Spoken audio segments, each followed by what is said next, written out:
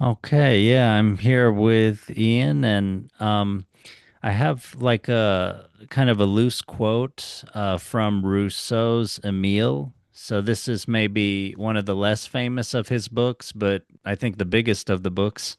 And this is on education, and he gets into it's kind of like Plato's Republic, where it's about education, but also about sort of how to live, and also political philosophy. And so yeah, there's this uh kind of loose quote that you and I had kind of shared a little bit, and I'll go ahead and just read what I wrote down in my journal, and then we'll kind of talk about it. Sounds good. Yeah, I've never read any Rousseau and I've never read Emile, so I'll probably be asking you a bunch of questions. Yeah, This of will be good. course. Yeah. So Rousseau's principal aim in teaching his ideal pupil, Emile, that he sort of sets up for this hypothetical uh, kind of thought experiment. So his principal aim in teaching Emile is to feel and love the beautiful of all sorts, is to fix his affection and taste on it, to prevent his natural appetites from becoming corrupted, and so he does not one day seek in his riches the means for being happy. He has said elsewhere that taste is only the art of knowing all about petty things. We learn to fill life with the good things within our reach and all the truth they can have for us. So, yeah. Did you have any initial thoughts on that or questions? And I mean, I think it's the whole context of the book as I understand it from that quote is interesting. So he's creating a Rousseau is creating a sort of imaginary idealized pupil. So it's sort of like if if if I was to teach a student who responded exactly the way I wanted to, so there wasn't any additional complicating factors, just to kind of simplify it, this is how I Mhm. would do it. That's kind of Mhm. the idea behind it. And that's that whole Yeah. book. I could Yeah. see it being like Yeah. an essay, but that's a huge book. Yeah. And it's like Plato's Republic a little bit, where, yeah, this is, you set up a structure and a situation so that you can then have a thought experiment based on that. So, Mm, and then of mm, course, just like Plato's Republic, he goes far afield talking about various things and kind of gives you a basis for like in basis for kind of interpreting modernity. So personally, your life philosophy, political science, relations between the sexes, all that kind of stuff. wow. Um, and yeah, yeah. Okay. And even in this quote, I mean, one thing that you can notice is that one thing you might know about Rousseau and that he's famous for is that there's this constant refrain to nature. So it's this, this idea that he whatever wherever we go in modernity with scientific knowledge or liberal political philosophies, we're always connected to nature. And he thinks, when you're close to nature and you're not corrupting, human beings with too many other sort of strains of thinking, that you'll generally go towards happiness of the group or the individual. I like that. It sort of, I don't know, presupposes or it kind of hints at this idea that like things as they are will naturally develop in a healthy way, kind of an inherent goodness, so to speak, Yeah, to creation, to the structure of reality. yeah, that's right. That's cool. That's cool. I definitely agree with that myself. I think if we ask ourselves those kinds of questions, like, is nature is our nature, human nature, the nature of the world, is it inherently good or inherently bad? Um, you don't always have to ask yourself that question, but when you do, you kind of have to choose good, or it's very sort of hopeless. If the nature of the world is inherently evil, then even if you try to do good, you're always struggling. You're always, you're always sort of trying to make up for something. And I think there's something unnatural about that because if you're always trying to make up for something, you can't ever just rest and be, which seems like a lot of spiritual practices kind of encourage us, whether it's prayer, whether it's, sort of a mystic Christianity, or Buddhism, obviously Buddhism, meditation. They all seem to kind of point to like the ability to just be, which is what Rousseau's talking about, to just be without anything on top of it, so that we can kind of uh, return to that stillness, that original stillness that we come out of. Um, so yeah, that's pretty cool. I don't know. I don't know how much he dives into the Buddhist tropes, but it lines up with Buddhism pretty nicely to me from what you're saying. Yeah, yeah. I'm reading. I mean, reading this book, Emile. I think it reminds me of Eastern philosophy and Buddhism a lot. Like one thing he says is that most of the important virtues are negative. So the Hmm. idea Like, of what does that mean? Like, how do you unpack that? like I think he means it's not about do being good but not being bad. So it's, and so Hmm. that's like that returning to the natural state or, yeah, not, uh, yeah, yeah, Yeah. not about, yeah, counteracting a bad, but just not having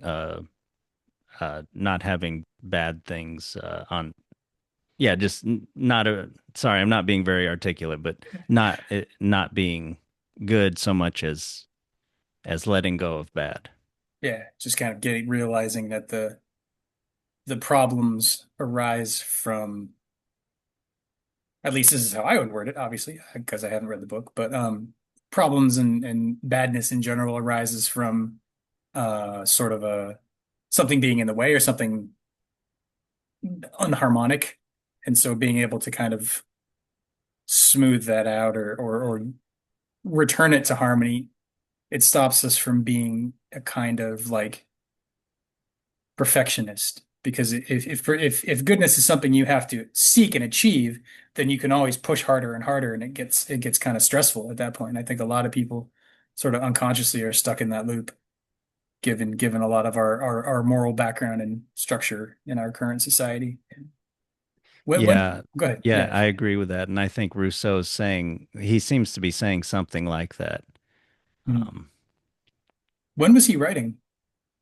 this was in the 1600s. I Okay. don't remember specific years. I know, yeah, he mentions, like one of the examples he gives is of this young prodigy, uh, that's that's a little kid at the time. That's kind of the sensation in his world. And then the translator notes he's talking about Mozart. So he's older than Mozart. So Fair enough. But he was around when Mozart was around, so we're talking that mhm. like late Renaissance, early Enlightenment kind of Yeah, yeah, high he's yeah, high early culture. modernity.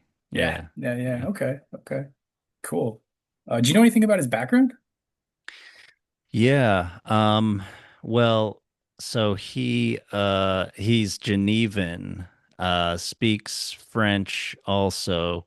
So he looks often to Geneva as kind of like a modern day Sparta, where it's very independent and full of virtue, kind of strong state.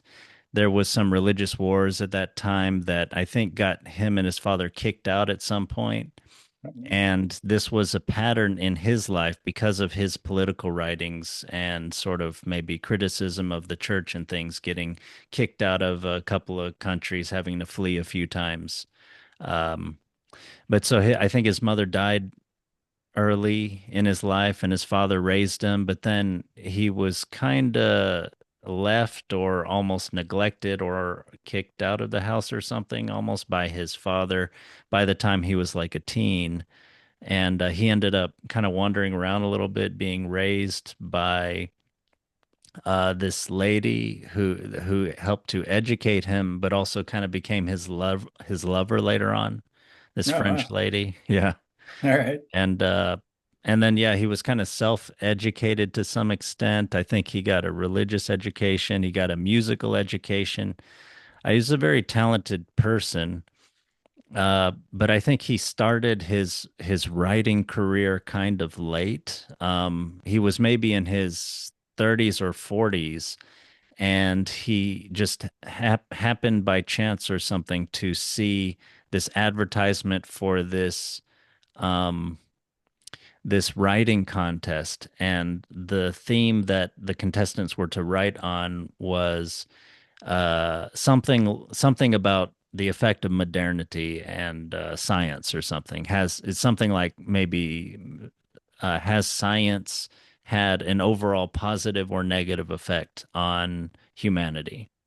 Hmm. And that was like a turning point in his life, and that really kind of the wheels really started going in his head, and he started his writing career from there and kind of became one of the most famous political philosophers of all time eventually, and very controversial figure.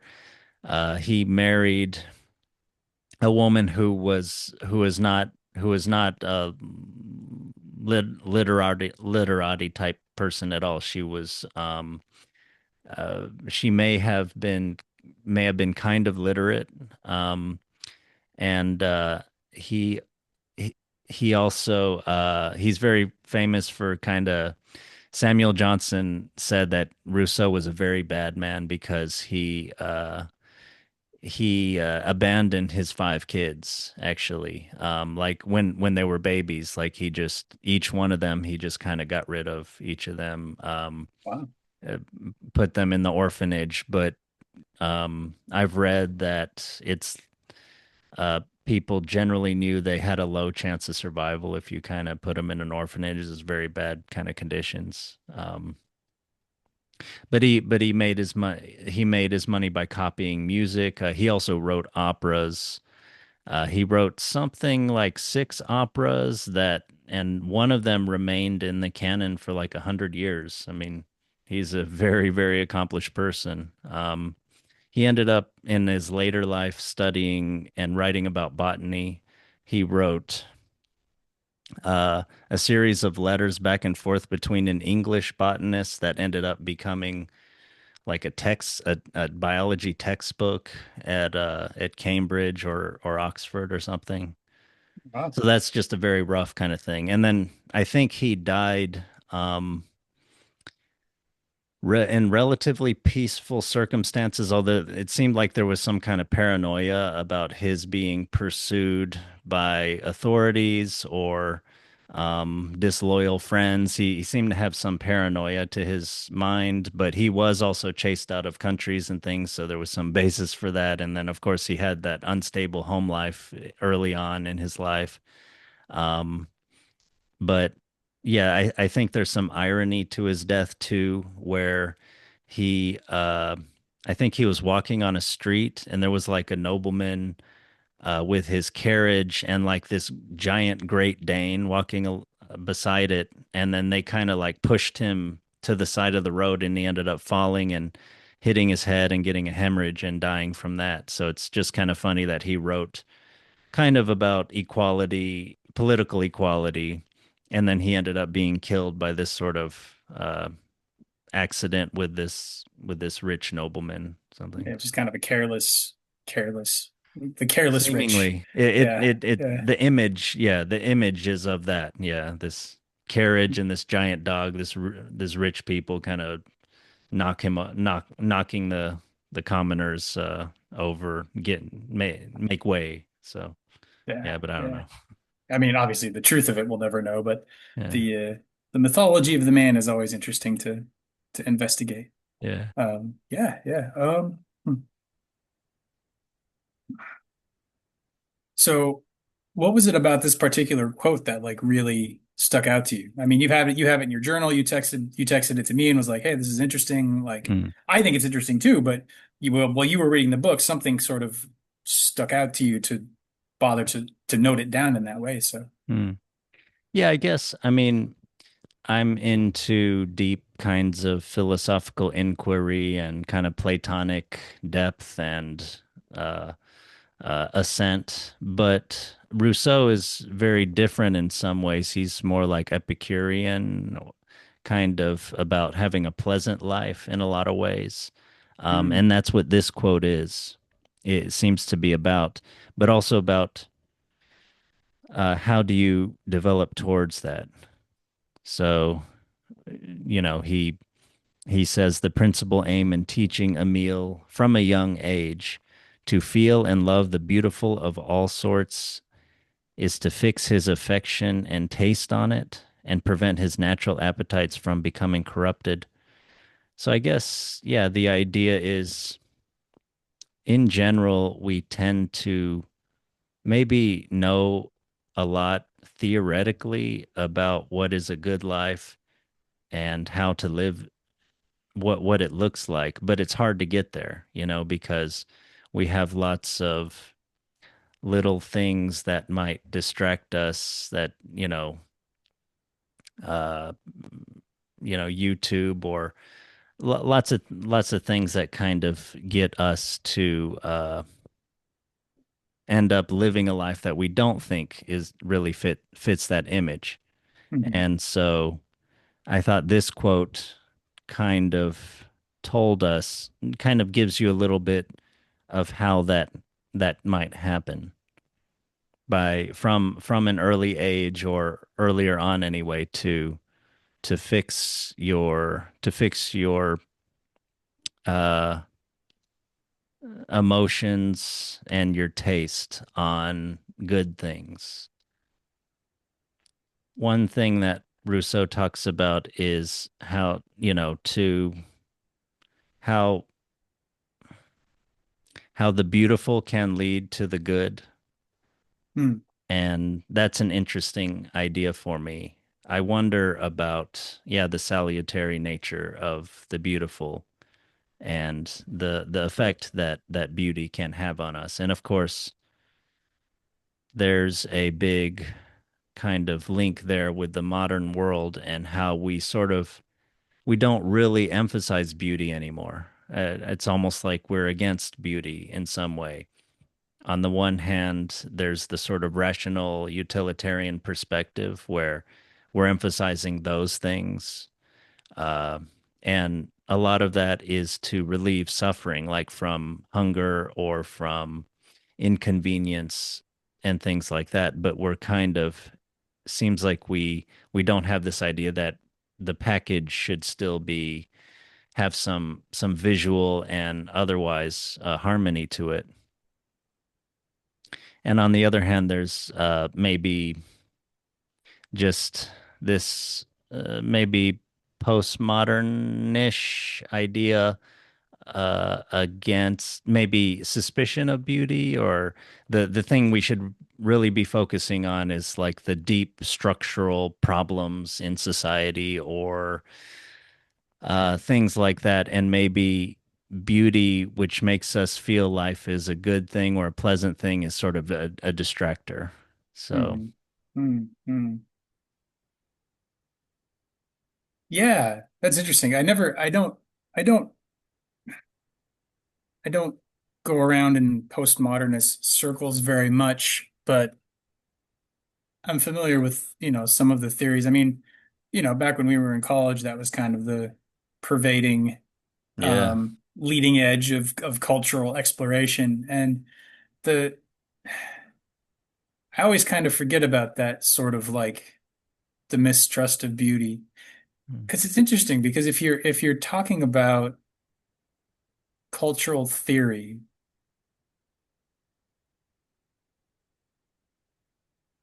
you you have in those decades, sort of 60s, 70s, 80s, 90s, a lot of what falls under the category of things that used to be considered beautiful, art, music, architecture, stuff like that. Um, the values in those disciplines seem to become, you might say, more shallow, just culturally speaking, or you might say, less refined, because you can't compare Mozart to the Beatles. It's not the same thing. Um, that's not necessarily to say that one is better or not. Um, but if we're talking about beauty as a goal, as an aspiration to cultivate in the world, then like I don't know, when I was growing up, if you were like, "Oh, that's beautiful," or the first thing that comes to mind in my head when I think of that word is like a pretty lady. Oh, she's so beautiful, And if we were talking about someone being good looking and we're talking about a finely constructed church that inspires one to sort of sit in awe at the beauty of the world and man's ability to reflect it and refine it, and the stories that just the creation of something beautiful tells us about ourselves and our own potential and the potential of life and sort of the upliftedness of the spirit. Like, Mm. I don't get that. But if we're talking about like a beautiful lady, well, maybe she's trying to sell me a hamburger, or maybe she's trying to, get me to drink some beer or something. And that's the kind of beauty I can see it being worth saying, don't trust it. It's a Mm. facade. It Yeah. it hooks you, it hooks something. It makes you sort of associate the as a straight man, it makes you associate the sexual feelings of, oh, she's looking at the camera, she's smiling at me, I feel good. Yeah. Therefore, this beer must be good because we don't take the time to differentiate those out. It's just the Yeah. advertisement hits us and it hits us on that sort of instinctual level, and there's a response from it. So if we're not Yeah. really media literate, then these appeals of beauty towards our more basic natures, our more animal natures, which gets us away from Rousseau because now I'm talking about like the natural animalistic thing. But I think it's still a corrupting influence on those things rather than Yeah, that those that's things I are think corrupting. that's yeah, yeah, I think that's Rousseau. Yeah. Yeah. But just I'm sorry, I just gotta finish it up. Mm. That like the beauty the beauty that we are being suspicious of in that case um, is not the same beauty as a cathedral or a tree even. I mean, I find the structure of a tree, if you really take the time to just be still and look at it, and you see and you realize what you're looking at, that this was once just this little sprout and it grew, and it's like it's growing outwards to efficiently maximize its solar intake, but Mm. it's doing so in a way that like all the parts support the other parts, Mm. and and each branch just sort of randomly grows in the way that it grows, but then also has a relationship to the other branches, so that like the ones that are higher up kind of spread out and the ones that are on top, it's just an amazing thing. It's like if you can see the dance of the tree's growth as it became what it is, reflected in every element of its shape, like that's a beautiful thing. And our Mm. lives can be like that. Mm. And when we remember that, we don't put up with as much bullshit, and it kind of can give us some bravery. It can, like, remembering what's possible is, I think, something that's sorely missing, whether it's postmodernism or modernism. Remembering the what's available to us in nature and what we're able to sort of extract from nature informationally, like what we're able to learn about how Mm. these things go together by that kind of relationship, that kind of return to nature, that sort of return to the fact that we are nature, we are built of these same structures that build these beautiful things, and how can we let them impact, influence, inspire us to do similar things with our own lives, instead of, well, I just got to go work 9 to 5 and sit in the car and listen to talk radio that makes me really angry because because we mistrust the beauty of an inspired soul, because we mistrust that there could be something meaningful that isn't purely subjective and pointless, Yeah. or so objective that it doesn't speak to us. Like, it seems like we're stuck between those two things, but life exists in the middle. That's where real beauty is, real. joy, real goodness, real truth. It's all anyway. Now I'm up on a soapbox. Yeah, no, no, that yeah, I agree with that.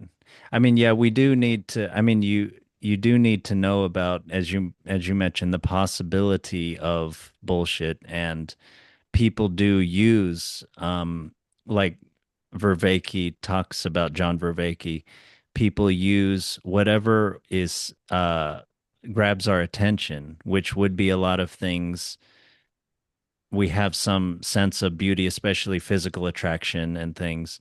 And yeah, people will use that in I don't know if it's cynical, but oftentimes it is. But anyway, yeah, it's bullshit. It's using parts of ourselves that are maybe better, I think better used for other purposes. Obviously, physical attraction has a natural purpose, and also it can be used not just for the natural purpose of procreation and some kind of harmonious community, but even making beautiful statues or something like that, like the Greeks did, or whatever, and yeah, not to sell you something that's not really very good for you, and that and maybe leave you feeling a little used because of that.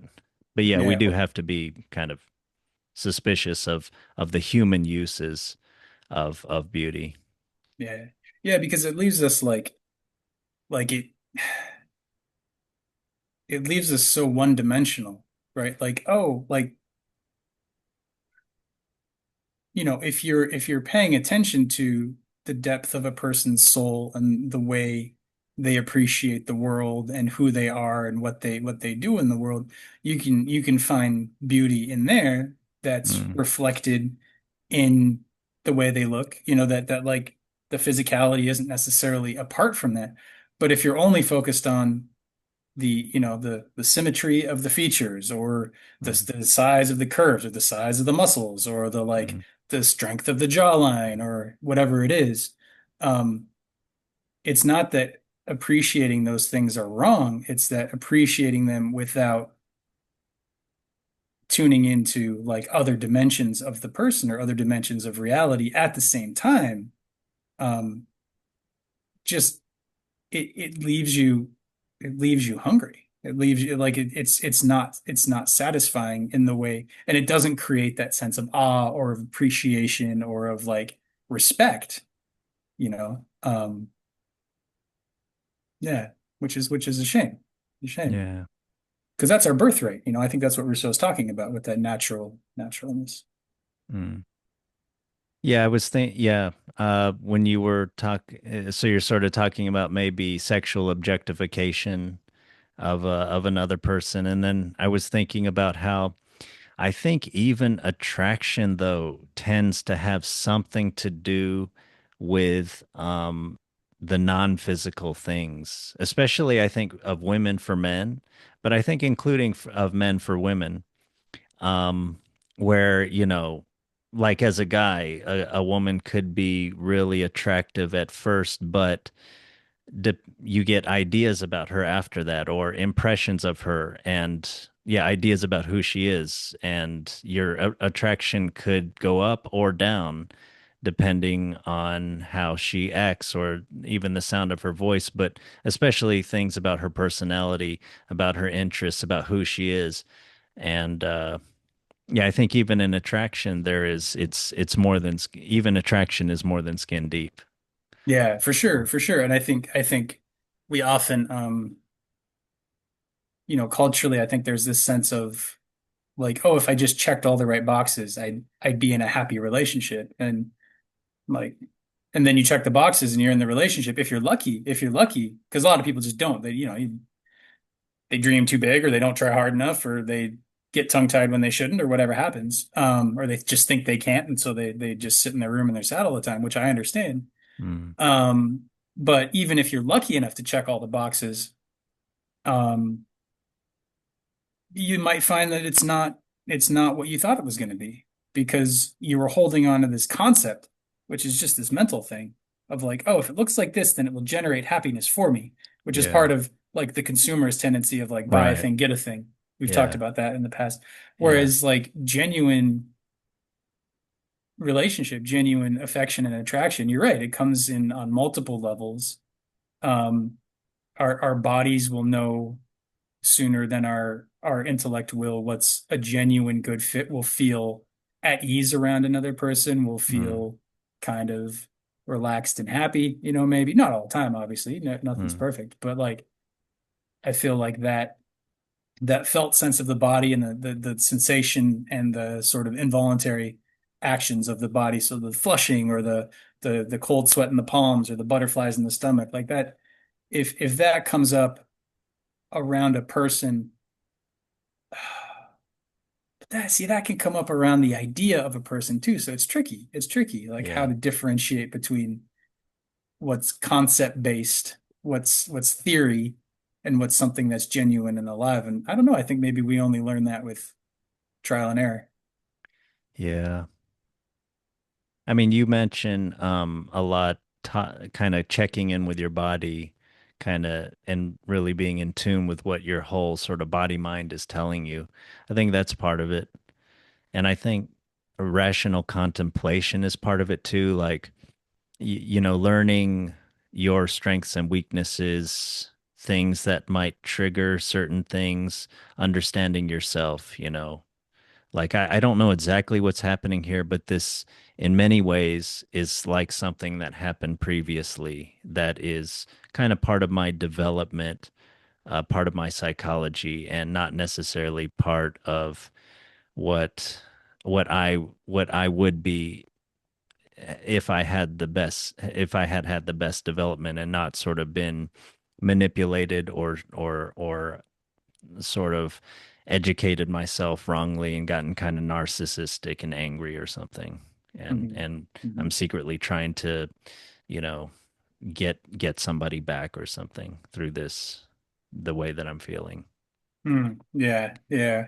You're talking like relationships, right? Like Yeah, in yeah, still theoretically, still yeah. what you're talking about and how Yeah. to kind of feel, how to kind of know how to navigate the relationship and your feelings and Yeah. what's sort of more truly natural and what's kind of in this Rousseauian kind of distinction, truly natural and sort of what is the alien streams that are kind of, he says come from people rather than real nature. So That's interesting.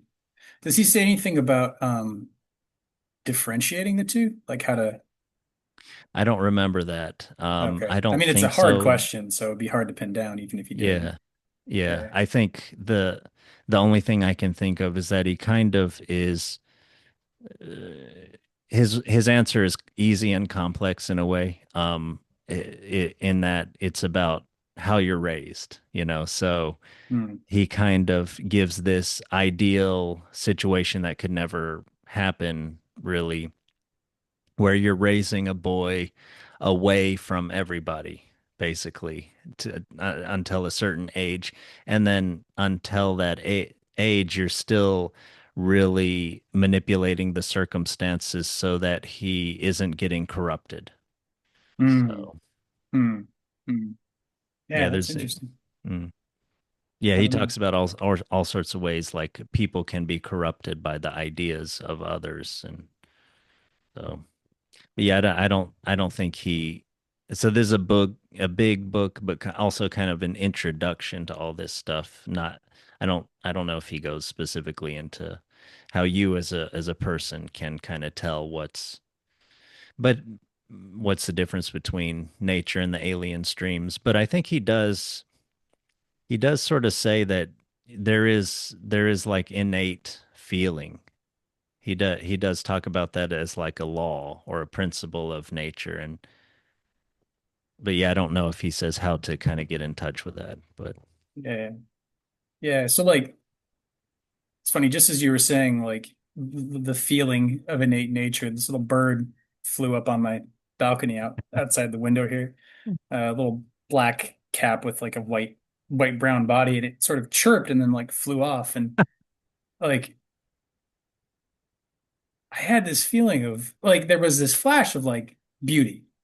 Like and I couldn't I couldn't grab it. I couldn't think about it because it was too fast. It was there, it was chirping, it was gone, right? And as it went, it kind of had that bird shape of like the wings and the flying. And and I feel like there's a way in my life that I'm often so distracted by my thoughts or my concepts. Hmm. Um, Even to the point where I'm like, oh, there's a bird. It's doing cool things. I should get my phone and try and take a picture and post it. And I'm thinking all this Yeah. stuff, and I Yeah. don't take that moment to feel what my body or what my nervous system, how my nervous system responds to the sound and the movement of the bird. Yeah. But that sound and that movement is where the feeling for me, where the feeling of beauty comes up. It's like it's in a moment. I can choose to have I can't always choose, but like Mm. it's something that my attention is capable of when I remember that it's a possibility. And then in that sense, it almost feels like it feeds me in a certain way. So it's like if I notice that, then and I actually like feel the impact it has on my system, like, wow, that was really cool. I couldn't quite tell you why, but like that kind of struck me. Or like, oh, the sunset or the view of the mountain or anything that's sort of like a natural tableau of beauty is like that if we take the time to register it, can give us a sense of what we're capable of feeling that I think that we just oftentimes just forget that that's a possibility and we go about our lives starved on that level and then we become prey to a lot of other things, Yeah. That because sounds we're right. trying to replace whatever is lost in that because some part of us remembers what we're capable of, but if we don't take the time to attend to it, we don't take the time to feed those parts of ourselves, um, we could go our whole lives without ever having a moment of experiencing beauty. And then we're Yeah. constantly looking for something to make us feel better because we're Yeah. we're unhappy all the time. That's right. Yeah. Yeah. And then we're looking for that false kind of beauty at ice cream or porn or whatever. I mean, the Facebook, yeah. It's, yeah. just this feels good. This feels less painful than the rest of my life. But, you know, I used to smoke cigarettes. I started in college and I quit for a few years. And then after a kind of middling level breakup, I started smoking again. I got involved in some shamanic work, which was like, oh, we'll have cigars. And I was like, I can do cigars. I quit smoking. And then that turned into tobacco and then that turned into cigarettes and all of that. And then right around the time COVID hit, I was already feeling like, okay, I gotta quit. It's been a long time. I gotta this. I can't do this my whole life. I know this isn't healthy. I saw both my parents go through trying to quit. Like I knew it was a hard thing. And Mm. I got this book by this guy, Alan Carr. I think it's called The Easy Way or The Lazy Way to Quit Smoking. And it's an interesting book. And if anybody's trying to quit smoking, I highly recommend it. It was very effective for me. Um, but the reason I bring it up is he points out so the whole time you're reading the book, he's like explaining to you sort of the process behind the addiction to smoking. But you're smoking the whole time, and then when you get to the end of the book, you quit smoking. And supposedly you have enough information to like start to understand where you're coming from. And the one that really got me was he pointed out that nicotine suppresses anxiety. So when we take a hit, when we take a hit off a cigarette, our anxiety will drop because that's what the nicotine does, but it just masks it. So then, as the effect of the nicotine wears off, the anxiety comes back up. And so we're like, oh, I'm feeling anxious. I need a cigarette. But the cigarette itself is, as soon as you stop smoking, you're building anxiety. Your anxiety is starting to build. And so as soon as you stop smoking, you're setting yourself up to do it again, as long as you're not realizing that, oh, this behavior Mm. is just perpetuating my anxiety. It's Mm. not it's not doing anything about it. And Mm. then you look at for me, I would look at the cigarette and be like, "Oh wow, this is just like I have this anxiety in my system, and this is the thing that's keeping me from Mm. coming to terms with it. And I Mm. can keep doing this the rest of my life until it kills me, but like, do I want to do that?" And cigarette, I just put it down. I never smoked again, because it was Wow. that was the particular hook that had gotten me. And I bring that up because we're talking about sort of losing track of our ability to have a felt sense of beauty or have a felt sense of awe in nature. which I love nature. I spend a lot of time in nature, but I often find myself when I'm at a beautiful scene feeling sort of like, I'm not really getting it. Like I can't, Mm, there's a depth here I can't quite feel into. So I have more work to do in that. But there's still this ache for a world where things are harmonious, where mm, things are beautiful, where things are good and true and real, and I know my place amongst them, and I mm, belong, and we all kind of belong, and it's never perfect because there's always that edge of growth.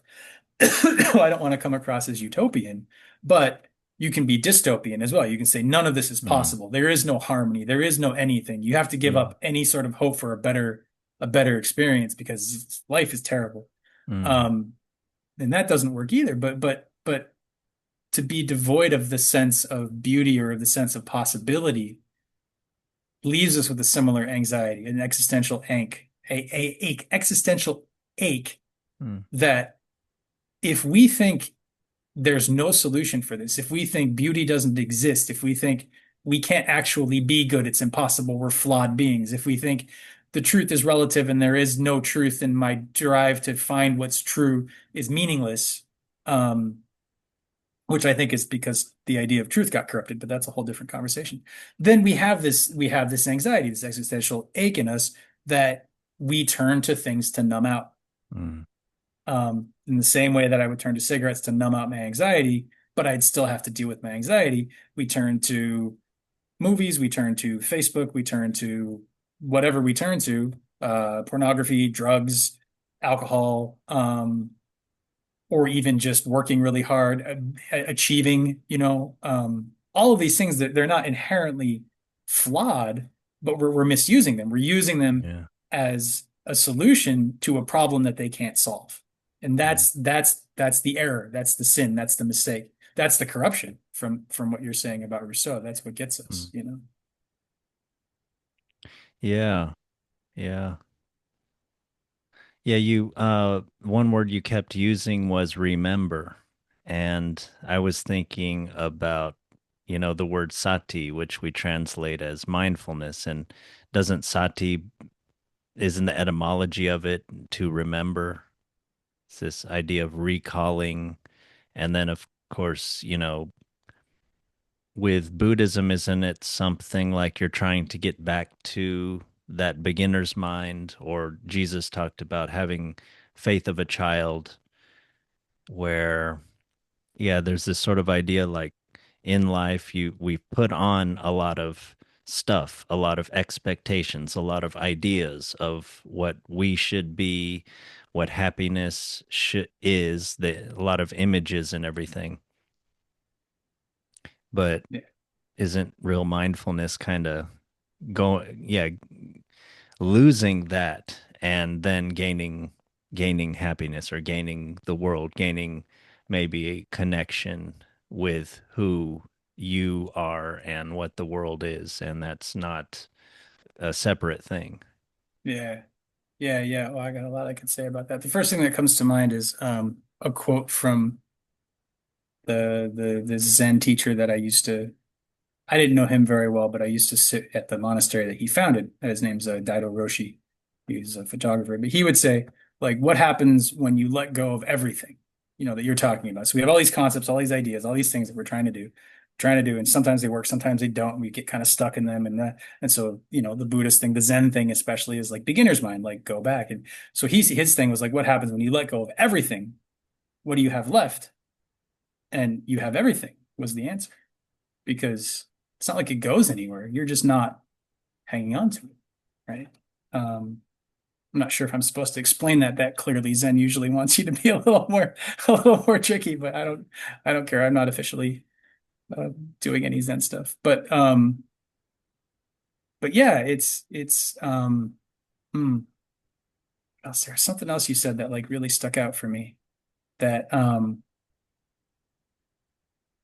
the remembering the mindfulness, the return, because yeah, that's what it's so all these ideas and these concepts and these like shoulds that we have, like I think it's not so much that we should never have goals, we should never have concepts, but we get in trouble when we forget that they're imaginary. It's like kids who get upset because their imaginary friend is, I don't know, is doesn't want to play with them or something. Which as a kid like for kids I understand, but as adults, if we're having this concept of like, I think I would probably be really happy if I got this thing. Oh, I didn't get this thing. I'm really unhappy. Like, that's a simplistic example, but these we don't have to hold on to these concepts. We create them um, as a sort of a makeshift way of understanding the world, Yeah. and then we mistake them as being true. We mistake them as being what's actually going on, Yeah. and we don't have to. We forget that thing that we forget is that we don't have to. Yeah. And when it comes to sati or memory or beginner's mind, it's just maybe just it's just remembering we don't have to. It's like Yeah. being able to play with the concepts, play with the shoulds, and then if they're not working, rather than identifying with them and being like, oh, I gotta get back, I gotta make this better, I got this be okay, well that didn't work. Like, and notice where we get hooked into that as a way to kind of try and solve our problems that they're clearly not solving. Again, with similar to the just real quick to the like the checklist. Like we think the checklist of the ideal um things about our ideal partner. Oh, they make this much money, they're this tall, they look this way, their measurements are X, Y, and Z, they dress this nicely, or they don't care about how they dress. And we think all those things Yeah. are true, but they're just guesses. We don't know how we would feel if we met somebody who who met all of those things, where and then there's this whole trial and error run of like, okay, well, can I meet this person? Can they do all these things? Okay, I met them. Am I Yeah. worth them their time? Are they interested in me? Okay, they are. Okay, we're together. Something's not working. Why?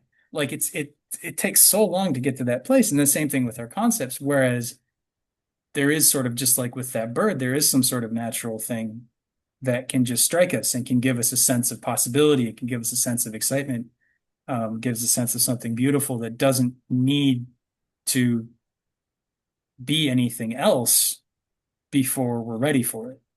It doesn't need to check off things on a list. It just is what it is, and it strikes us in a moment. Um, I wonder if that's maybe what Rousseau is pointing to as far as sort of the natural, um, sort of the natural goodness, I guess, because it's already there. We don't have to try and, like he said something about trying to fix it with money, right? Yes. Yeah. I think he's pointing to there is this danger that Emile or any person, yeah, starts to have this idea that they need to be rich to be happy, you know. And Rousseau talks a lot about how a proper education gets us to focus on the fundamentals and not on all the minutiae of life that people, you might say today, that trend, Hmm. all the BS that people get excited about for a week and a half or an hour and a half, and then it's on to the next thing, and you practically forgot about. Remember what the thing was like last week? It was something different, but I mean, we were so into it, but I don't really know what it was. But anyway, this thing now is so exciting. Yeah, This yeah, is the yeah, thing yeah. that will really like change humanity or be is just it feels so important. Yeah, yeah, and then it doesn't, and to catch that is a trick, right? To be able to, I mean that I think is a fairly good explanation of where mindfulness or sati is applicable, is because you're like, if you're paying attention, if your memory is in the present moment and you're actively like experiencing the present moment fully, then you're much better equipped to notice when those things change. And then you're like, wait, this doesn't mean as much as I think it did. These trends that I'm following, like they change every day. And if I'm enjoying that, okay. But if I'm not, or if like they can't be that important, what's more important? What's something that lasts longer? You know? So you can kind of tune into it that way, but I don't know that our world is necessarily set up to cultivate those kinds of virtues. I think that's a No. virtue. Yeah. Yeah. Yeah, not at all. I mean, we're into engagement, right? That's what social media companies are doing. They're trying to keep the eyeballs there, keep the mind there, keep the attention. Hmm. And then, Hmm. of course, they know we need endless variety, but only the kind that sort of that we like personally. And Hmm. yeah, Hmm. Which is interesting. But then you have stuff like this, like or podcasts in general, where it's like these long form conversations, and you got to keep your attention. And people like that too. Um, yeah, so people are capable of that, but it's not being reinforced with a lot of the programming. yeah, And it's like, yeah. what's going on? Mm. And yeah, I was just thinking, yeah, you were mentioning all the things that people distract themselves with or think they're becoming happy that they're going to get happy from uh focus on health or et cetera, over focus on health or et cetera. Mhm. And yeah, all those things are not bad in themselves. And technology is not bad in itself either. It's just, you and I are just having a conversation that is facilitated by technology. The technology isn't running the show. Um, it's just that we're using technology and a car or whatever is not inherently bad. It's something that facilitates something, but you don't want to use it too much or use it in the Yeah, wrong way or have it take over your life to where you're only focused on the car. It's using up 80% of your income or something like that. yeah. Fancy detailing and fancy auto parts and all that stuff. Yeah, because I mean, look at what you're doing there. You're outside of like you're overly focused on one thing in a way that precludes everything else that needs attention. So it's not the car that's the problem in this particular example. It's the lack of attention on everything else that's causing the problems.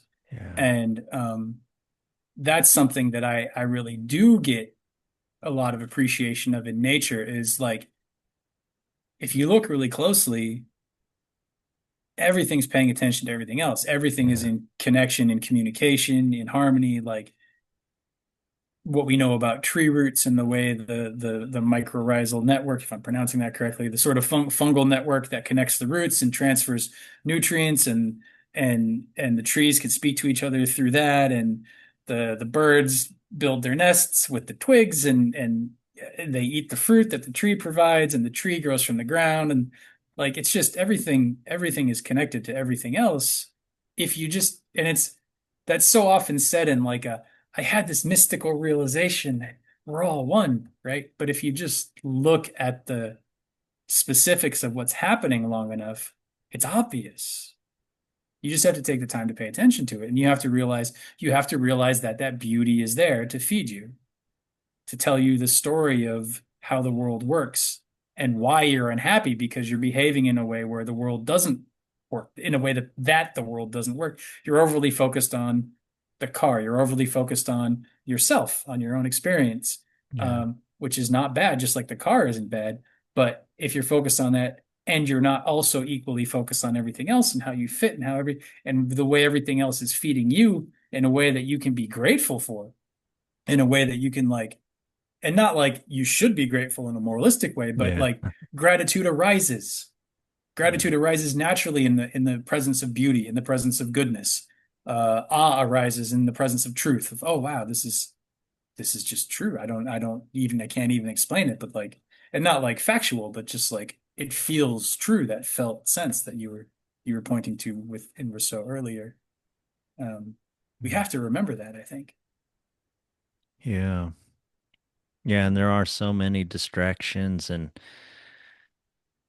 there are also, yeah, a lot of social incentives to do other things, that can raise your status. You can, especially if you're intelligent and you have verbal ability, you can use it politically. I don't mean officially, but of course, officially, obviously. But yeah, you can shift people's minds and attention to off of maybe what's best and natural towards something that you're a goal that you have, that Mhm. Yeah. Sorry, I didn't mean to interrupt you. I thought you were No, gonna no, keep you're going. not. Um, yeah, because it's like that, and if you're doing that, then you're not directly experiencing the reality that's resulting for this other person because of your behavior, and I think we all do that to a certain degree. Um, Anytime we get in a fight with someone that we care about, anytime, we get angry at somebody that we care about, like there's a moment of ignorance or a moment of blindness there, but to do so willingly for your own benefit, if you know that's what you're doing, I feel like that's pretty fucked up. That's where a lot of the corrupting influences come from, sort of this lack of lack of the realization that it benefits you if other people are happy. If other people are living a good life, it's beneficial for you in the very least. I mean, I don't want to paint this as like, well, you just have to give everything up and be a martyr and take on all the cares of the world and never care about yourself. That's a false equivalency, I think. But if you don't care about yourself, you're in trouble. And if you don't care about other people, you're in trouble. But when you manage to take all of that into account, the way that nature naturally does, with trees that grow and then maybe they fall over, but then another tree grows on top of them, and the apple tree outside of my window grows a lot of apples, and the apples fall on the ground and they sit there because nobody really cleans them up. And then the deer come in the winter and they have some sugar, they have some calories that they can come and eat. Maybe even get drunk off if the apples have been there long enough and like have a Mm. good experience. But that just happens. Like nobody plans that. Nobody like forces that into existence. And I think we can remember we can remember that ourself if we're paying attention to other people and our place and how we relate and how they're thriving and how we're thriving and like actually bothering to care whether everybody's doing well. We need a lot more of that, I think, in the world these days, and we're all kept so isolated. We forget that when other people do well, we do well too, if we're doing it right. Yeah. Yeah, that is hard. I mean, so maybe a lot of it's, communicating through electronic devices and you're only getting words and images. Maybe there's something about being there in person. And also, you went outside your house, you got fresh air, at least a little bit, to where you're a little more natural, a little more relaxed, and your body's functioning a little more as it should. And then maybe you're a little more compassionate and empathetic. Yeah. Yeah. I mean, that would sort of be the natural conclusion from Rousseau's theory. If we are sort of, if nature is sort of inherently good and we are inherently good through nature, then when we connect back into nature, it can kind of refresh our own sense of that. But if we don't bother, then we can very easily get confused. Yeah. Yeah, and there are, and people would yeah, there are people that are willing to confuse us to get our minds get our minds on other things. Yeah. Yeah. I can see there being a critique against the way Rousseau has worded it, that he would have Emile focus on beauty of like, oh, you just want him being sort of, oh, we don't even have stories for it in our culture anymore, I guess, but just being sort of like very, very like elitist, like, oh, I only listen to the best music and I only have the best art around me, and if I'm not in a highly refined atmosphere, I can't take it. Oh, it's too much for me. And clearly he's not saying that, but I could see that being that critique leveled against him, and I wonder how we can, you know, how we might differentiate between what he's saying and what the critique might, sort of straw man him out to be saying. Hmm. I mean, I guess in the book, the education in general is with nature. So a lot of the the beauty that he's exposed to is very simple. It's not refined. It's Mm, literally drawing his environment, drawing people. So yeah, so it's a lot of that is not refined. Um, yeah, yeah. I guess that that's probably enough. I mean, he's not. Yeah, he's not very elitist or anything. When he talks about music, he's not teaching him to play really complex things. It's more like he just says it should be natural, it should be play, it should be um it's a physical thing. He talks about preferring certain instruments over others because of how dexterous it makes the fingers or something like that, and it doesn't make them too tough or something. Yeah, it's just very basic, like the way he talks about it. And it should always be play, and the reason for it to be play is part of his bigger theme of it's always he never goes against the child's natural inclinations. Now, of course, in the wrong environment with the wrong influences, or maybe with the wrong mind, I don't know, you could critique it that way. But Emile's influences may, Emile's inclinations might go towards the bad. But according to Rousseau, with his theory, and maybe it's idealistic, his inclinations with the right education will never go wrong. mm, mm. That's interesting. Yeah, because that does feel a little idealistic, Mm, um, but also like I think I would agree with that as a like if you're talking about it in as a in a pragmatic way, like in a useful way. So like if you are educating a kid or if you're looking at your own education, if you notice places where something's not working, and then if you use this description, this philosophy as a tool, as far as like, okay, well, what was corrupted here? In what way did I go against what seemed natural or what seemed, sort of more harmonious? You can kind of you can probably can kind of start to clear that corruption away and sort of return to something if you have that perspective to approach it with. So mm.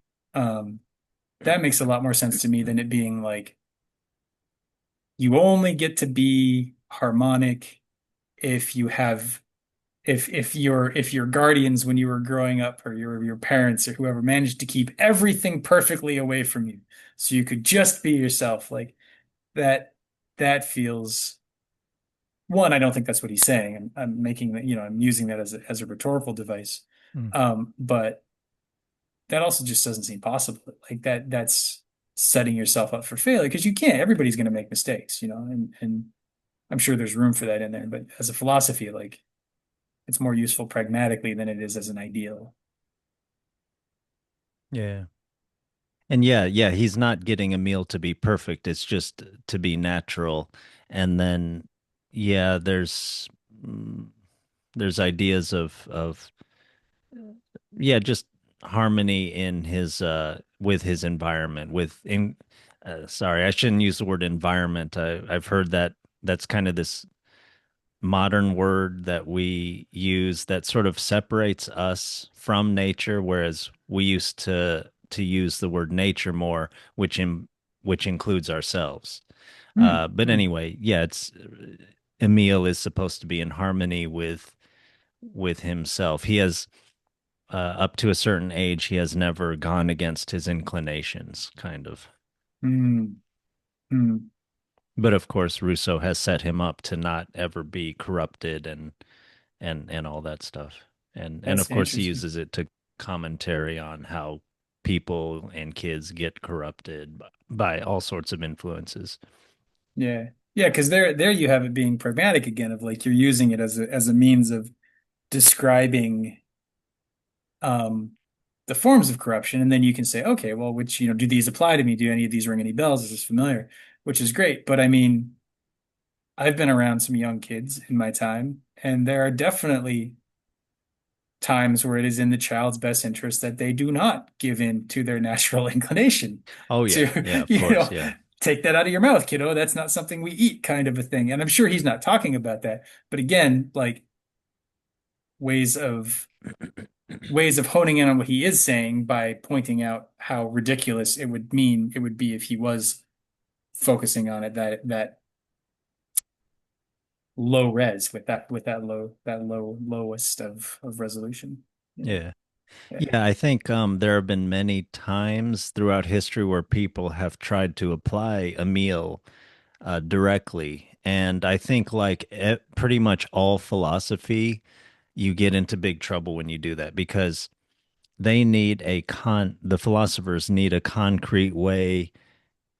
It's like a novel, you know. Um, you wouldn't want to apply this story directly to life. This is a structure and characters and commentary that you're supposed to absorb, and then whatever comes out in life should be coming out through the wisdom that you cultivated partially by absorbing this philosophy and hopefully other things your own life. And then yeah, you're like a translator, right? Except the analogy isn't perfect because it's not just from one language to another language of the same type, but it's more like you translate from one type of thing into a different type of thing, which is your life, including Mm. your words and everything. And I think this is maybe in general the spiritual problem where you learn something through philosophy, religion, literature, folk tales, and then there it goes through your own genius and it comes out in your life to a greater or lesser degree with a certain grace, uh, effectiveness, etc. You know, and yeah, I think it's foolhardy to try to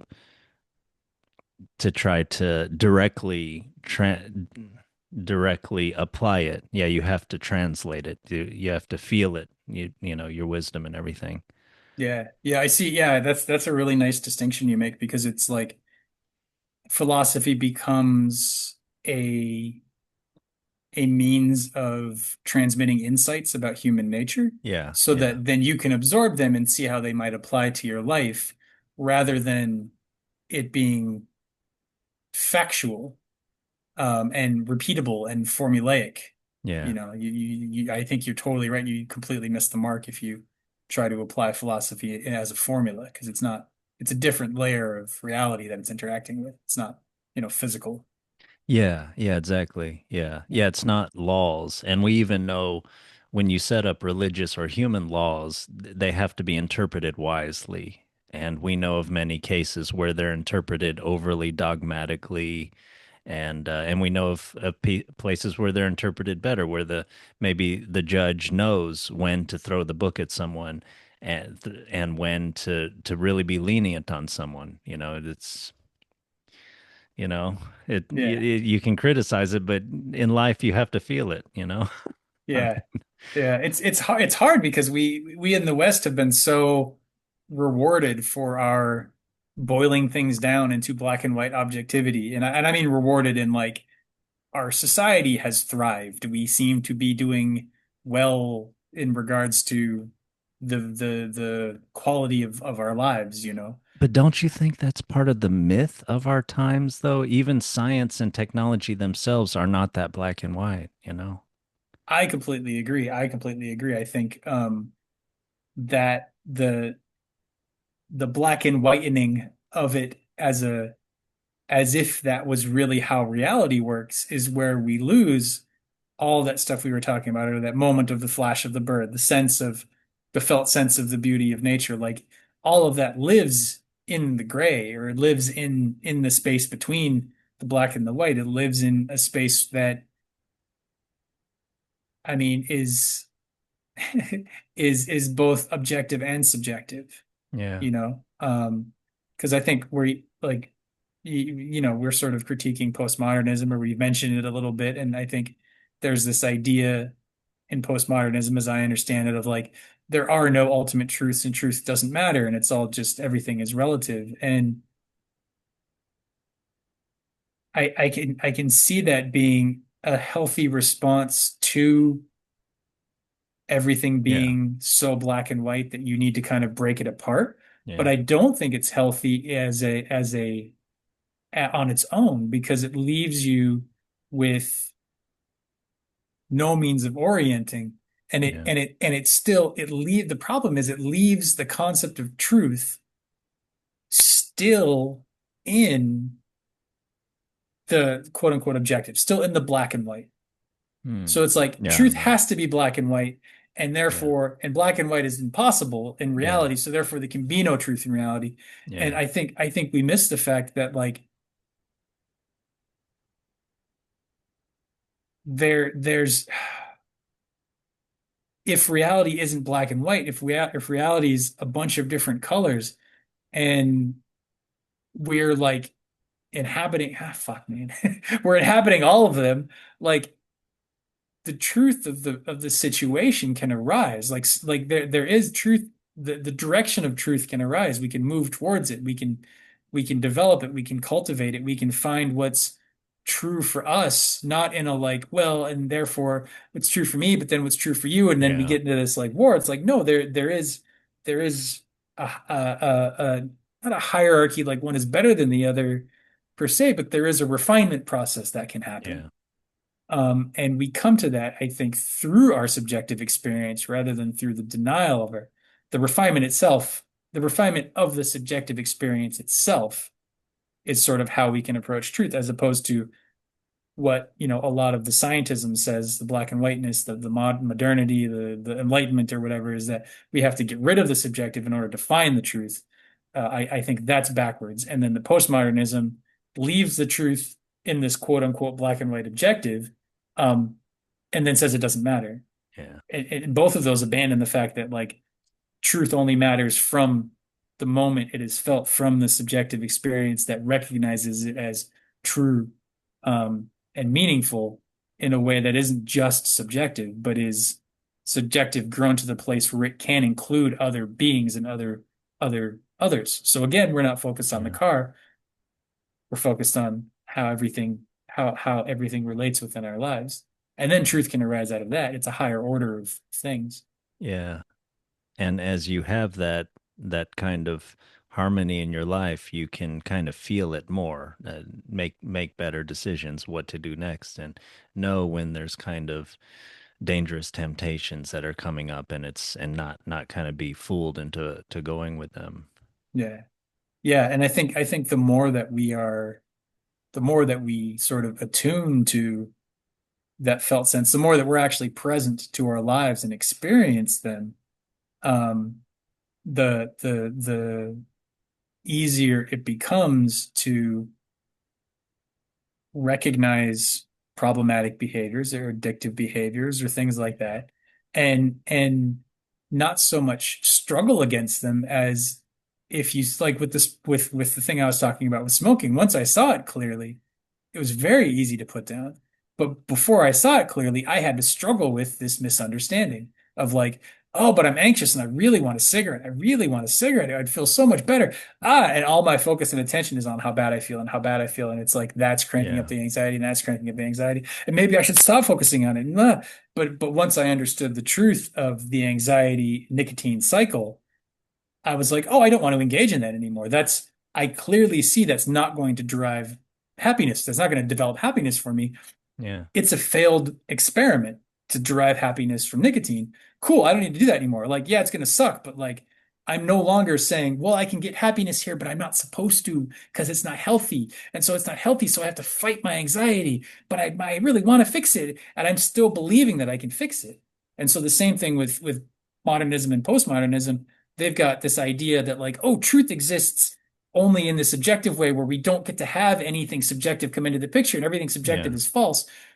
And if that's the case, then we have to pursue truth. Well, we can't pursue truth because it never works out that way, because that's not how reality works. But then if we leave truth in that black and white realm, we're left without any truth because we can't access that black and white realm because reality isn't black and white. Yeah. So it's the same thing. It's like uh it's an addiction to objectivity in a like mathematical kind of a sense. It's turning to that again and again to solve the feeling that we don't belong. Like if we just get it right, then we'll get to belong. If we just have the right concept or the right formula, if we just crack it, then we'll belong. Mhm. But all of that is based on the premise that our subjective experience cannot ever approach truth, cannot ever appreciate truth, that we have to get rid of our subjective experience to have the truth that will one day be the thing that saves us, that helps us find the belonging. But the reason we want belonging is because we've abandoned ourself, we've abandoned our subjective experience. And so if we can bring that back and begin to appreciate it, appreciate that felt sense, appreciate how in nature everything supports everything else, then the clinging after that objective black and white reality as a means of providing happiness will fall away because we'll be like, oh, that's never going to work. The happiness I was looking for was never in there. It's somewhere else. And I can use math, I can use science, I can use objectivity to do mathy, sciencey, objective things, but I can't use it to find the meaning of my life. And there is a meaning to my life that I can find. There is a truth about my being and my soul in this world that is possible to refine in a way that isn't just completely at odds with what everybody else believes. I can develop my truth, my awareness, my objectivity, my particular element of shine to a degree that I can shine it on other people and see them the way they are and Mhm. meet them in that way. I don't have to abandon myself to get to that place where I'm seeing things truly. But it takes work, and if people don't want to do the work, then they're going to fall back on the black and white thing because that's worked for so long. As I said, with our quality of life, sort of with our current society. But the meaning crisis, all the problems in society are all of these subjective things that are never resolved through the objective means are starting to get louder and louder and louder. They want our attention. They need us Mm. to pay attention to what they need so that Mm. that can be refined over time to meet with the objective and they can inform each other. And I think when they come together, that's beauty. That's good. Maybe that's truth even. I'm not sure, but you have to have both of them or it's never going to be satisfying. Yeah, yeah, that's right. Yeah, you have to have what we think of as the subjective and the objective. You need deep connection to your own experience and something that connects you to the rest of the world and to other people. And that when you only have one or the other, you're alienated. You're not Mhm. really connected to what the gestalt or whatever you want to say, the you and the world. Yeah. One of the things that I'm very curious about um, in my own sort of philosophical ponderings is like, was there something going on in Western culture that, how do I say, that inclined us to go towards this sort of objective scientific worldview that we're critiquing. And again, those are not bad things, but alone they're bad things. But we kind of glommed onto that as like the only means of making sense of the world or deriving value from the world. Um, and I wonder if like was it a question? So say let's here this is an easier way to explain it. So say there's the objective sense of the world and there's a subjective sense of the world. And ideally, we're sort of good at both. Like we're practiced, we're exercised at both. Both of those muscles are strong. So something caused Western society to overly focus on the objective and the scientific and sort of abandon the subjective and the personal and the meaningful. Mm. Was it that we got really good at this and just overdeveloped, those muscles and the other ones got weak? Or was there something about what it would take to develop the subjective that scared us? And so we ran from that problem.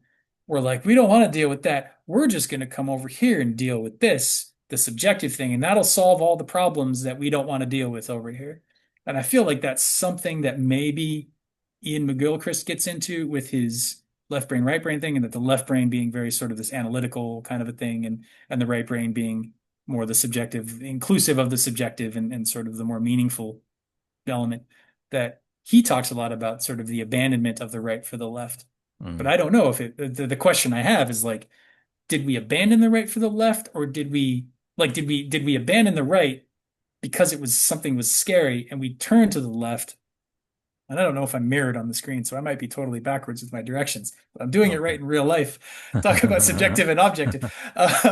Or did we turn to the left and get really good at that, and then think we can just sort of not have to deal with the right, with the subjective? And I don't think there's necessarily an answer to that, because we'd have to really deeply analyze social patterns going back, because like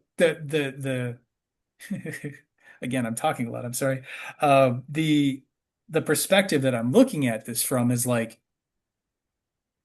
so in, you know 2000 BC, there was a culture in Europe that was in touch with the land, that was in touch with history, that was in touch with the traditions that had, the ancestral traditions, the indigenous European traditions that had carried through. And then, Rome came through and conquered a lot of this indigenous Europe stuff, and sort of got them all under the Roman Empire. But even still, then they had their own elements, and there were some things, and it wasn't maybe that bad. And then Christianity comes through and says, no, no, you don't even get to have your own beliefs, your own. We all have to have the same structure, you know.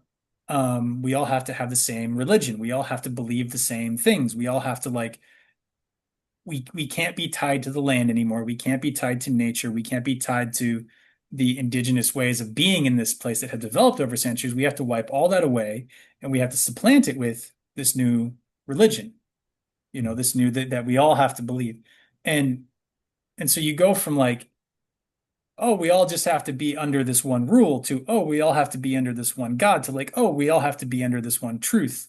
And each one of those is like a step away from something that is distinct and local and meaningful and subjective in the moment, in this place. It's a way of relating myself to the nature that is around me, and to the culture that has grown up amongst this nature in a way that understands the nature and how to interact with the trees and the spirits, if you want to believe that, or just the when did the salmon come back? How do we maintain them? How do we have this Hmm. healthy reciprocal relationship?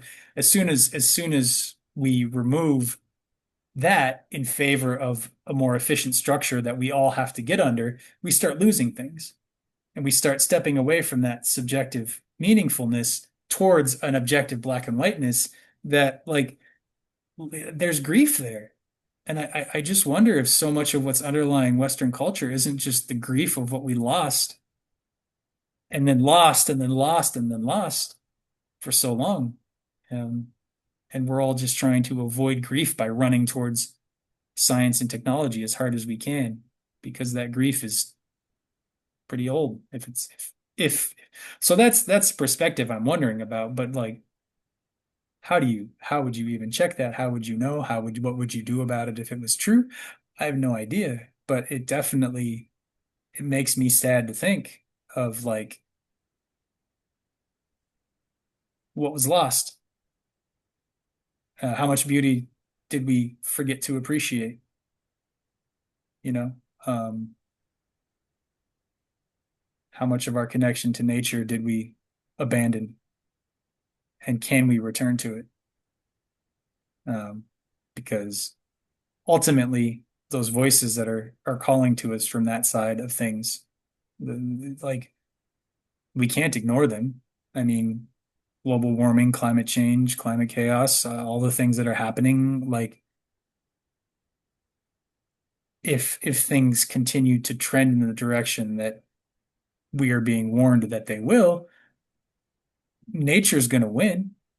The subjective is going to win, and it's going to wash over all of our structures that we've built and all of our objectivity. And it's going to say, no, I'm here. You can't ignore me anymore. And if you're not going to listen to me, then I'm gonna, like a good parent, I'm going to take your toys away, and you're gonna sit and think about what you did. Only it's going to really suck if that means, civilization goes away. I hope that doesn't happen. I hope that we can work through our grief and find a way to return to our roots in the land and respect the beauty that's all around us. I mean, Rousseau seems to be pointing towards that as a sort of a fundamental structure in human nature. Hmm. So it's interesting. Yeah. In terms of yeah, getting back to the land, I mean, yeah, God, I don't know. And most of us live in cities, but I mean, I think you can't be in touch like a native person is to nature, where they have an education for 20 years of all the medicinal plants, all the poisons, every single little hillock, every, bend in the stream or, whatever. They probably have a lot of knowledge of the particular trees and everything that are around there. And and of course like I think you started talking about the myths and the spirits that are said to inhabit this particular place. This person died here that we knew in this way, and just the richness of that connection to that land. And Hmm. but I think we can start to reconnect to yeah where you are, where there's something, it I think there's nothing wrong with still connecting to the, let's say, even you, sort of a thought experiment. Let's say you live in a pretty urban area where there's only park and some trees in the street, but there's buildings and, there's lots of people, but there's still history there. There's still spirit there. Somebody lived here, somebody died there. You have personal stories and things.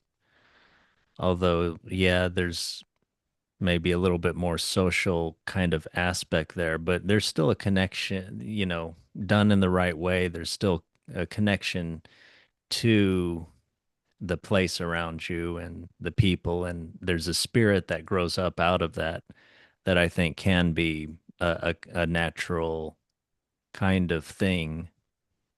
But I don't know, what do you think of that? Yeah, just uh, we probably can't, yeah, connect back like our ancestors did, more native ancestors or ancient Mm, ancestors, but That's we such a good. can. Hmm. Mm. Sorry, that's sorry. No, Did you want to finish asking? Was there more, or are you sort no, of I was just kind of repeating kind of what I was saying okay? in like different Okay. words. That's such an interesting thing because at first I was thinking well, yeah, like if you're living in a city, like you can watch a dandelion grow in the cracks. Like if you're really paying attention to it, a dandelion's a beautiful thing. Yellow, like it first it's green and then it's yellow. You watch the flower come up, it goes yellow. You watch it fade, turn white. Like that whole process is fascinating, and you're not apart from that in the city. But it's so the picture you were painting though of like, well, we're not going to go from, living in a big urban center to being this sort of idealistic, noble, indigenous person who is completely in touch with nature and knows every bend of the river and all of that stuff. Um, and I just had this hit of like how much I, and I'm sure many other people, look at these things and say, like, oh, well, here's an idea that I have about what would be a good way to live, and I just have to Hmm. go and do it and make it happen. Yeah. And like, oh, it's not exactly push of the button, but it's sort of a relatively immediate gratification. But if you look at the situation honestly, those kinds of things, that kind of relationship with nature develops over centuries, over millennia. Yeah. And if we don't have that, we're not going to have that for centuries or millennia, even if we intentionally start cultivating and pursuing it. And to cultivate and pursue it is the difficulty of um, putting aside an addiction that we know is bad for us. It's trying to return to this thing that will take a long time to build to the level that we know is possible, but we Hmm. can't just create overnight. And Yeah. I think I feel grief in that. I feel terror, in fact, of like, I mean, I'm not, obviously I'm not overwhelmed, right? I'm not like, oh my God, it's terrible. But I can sense in there the vastness of time and effort that separates us from this thing that sounds pretty nice and the place that we are right now, and the degree to which we are cultivated by our technology for instant gratification. Like, we're not inclining ourselves towards the kind of work that needs to happen. And we're still chasing this instant gratification of like, oh, if we just get the numbers right, we'll be happy. But what's going to make us happy is knowing our place as a species in the world and inhabiting it in such a way that we in the world are made better by it. And we're Yeah. not doing that. Christ, no, I think that's pretty clear. Like, I don't care what you think about modern culture. Like, we are not taking care of things in a way that is ensuring their flourishing. I mean, even in the Bible, it says, Adam and Eve are set as stewards. They're meant to be caring for Eden or the world or whatever. We're not caring for it. We're making ourselves comfortable.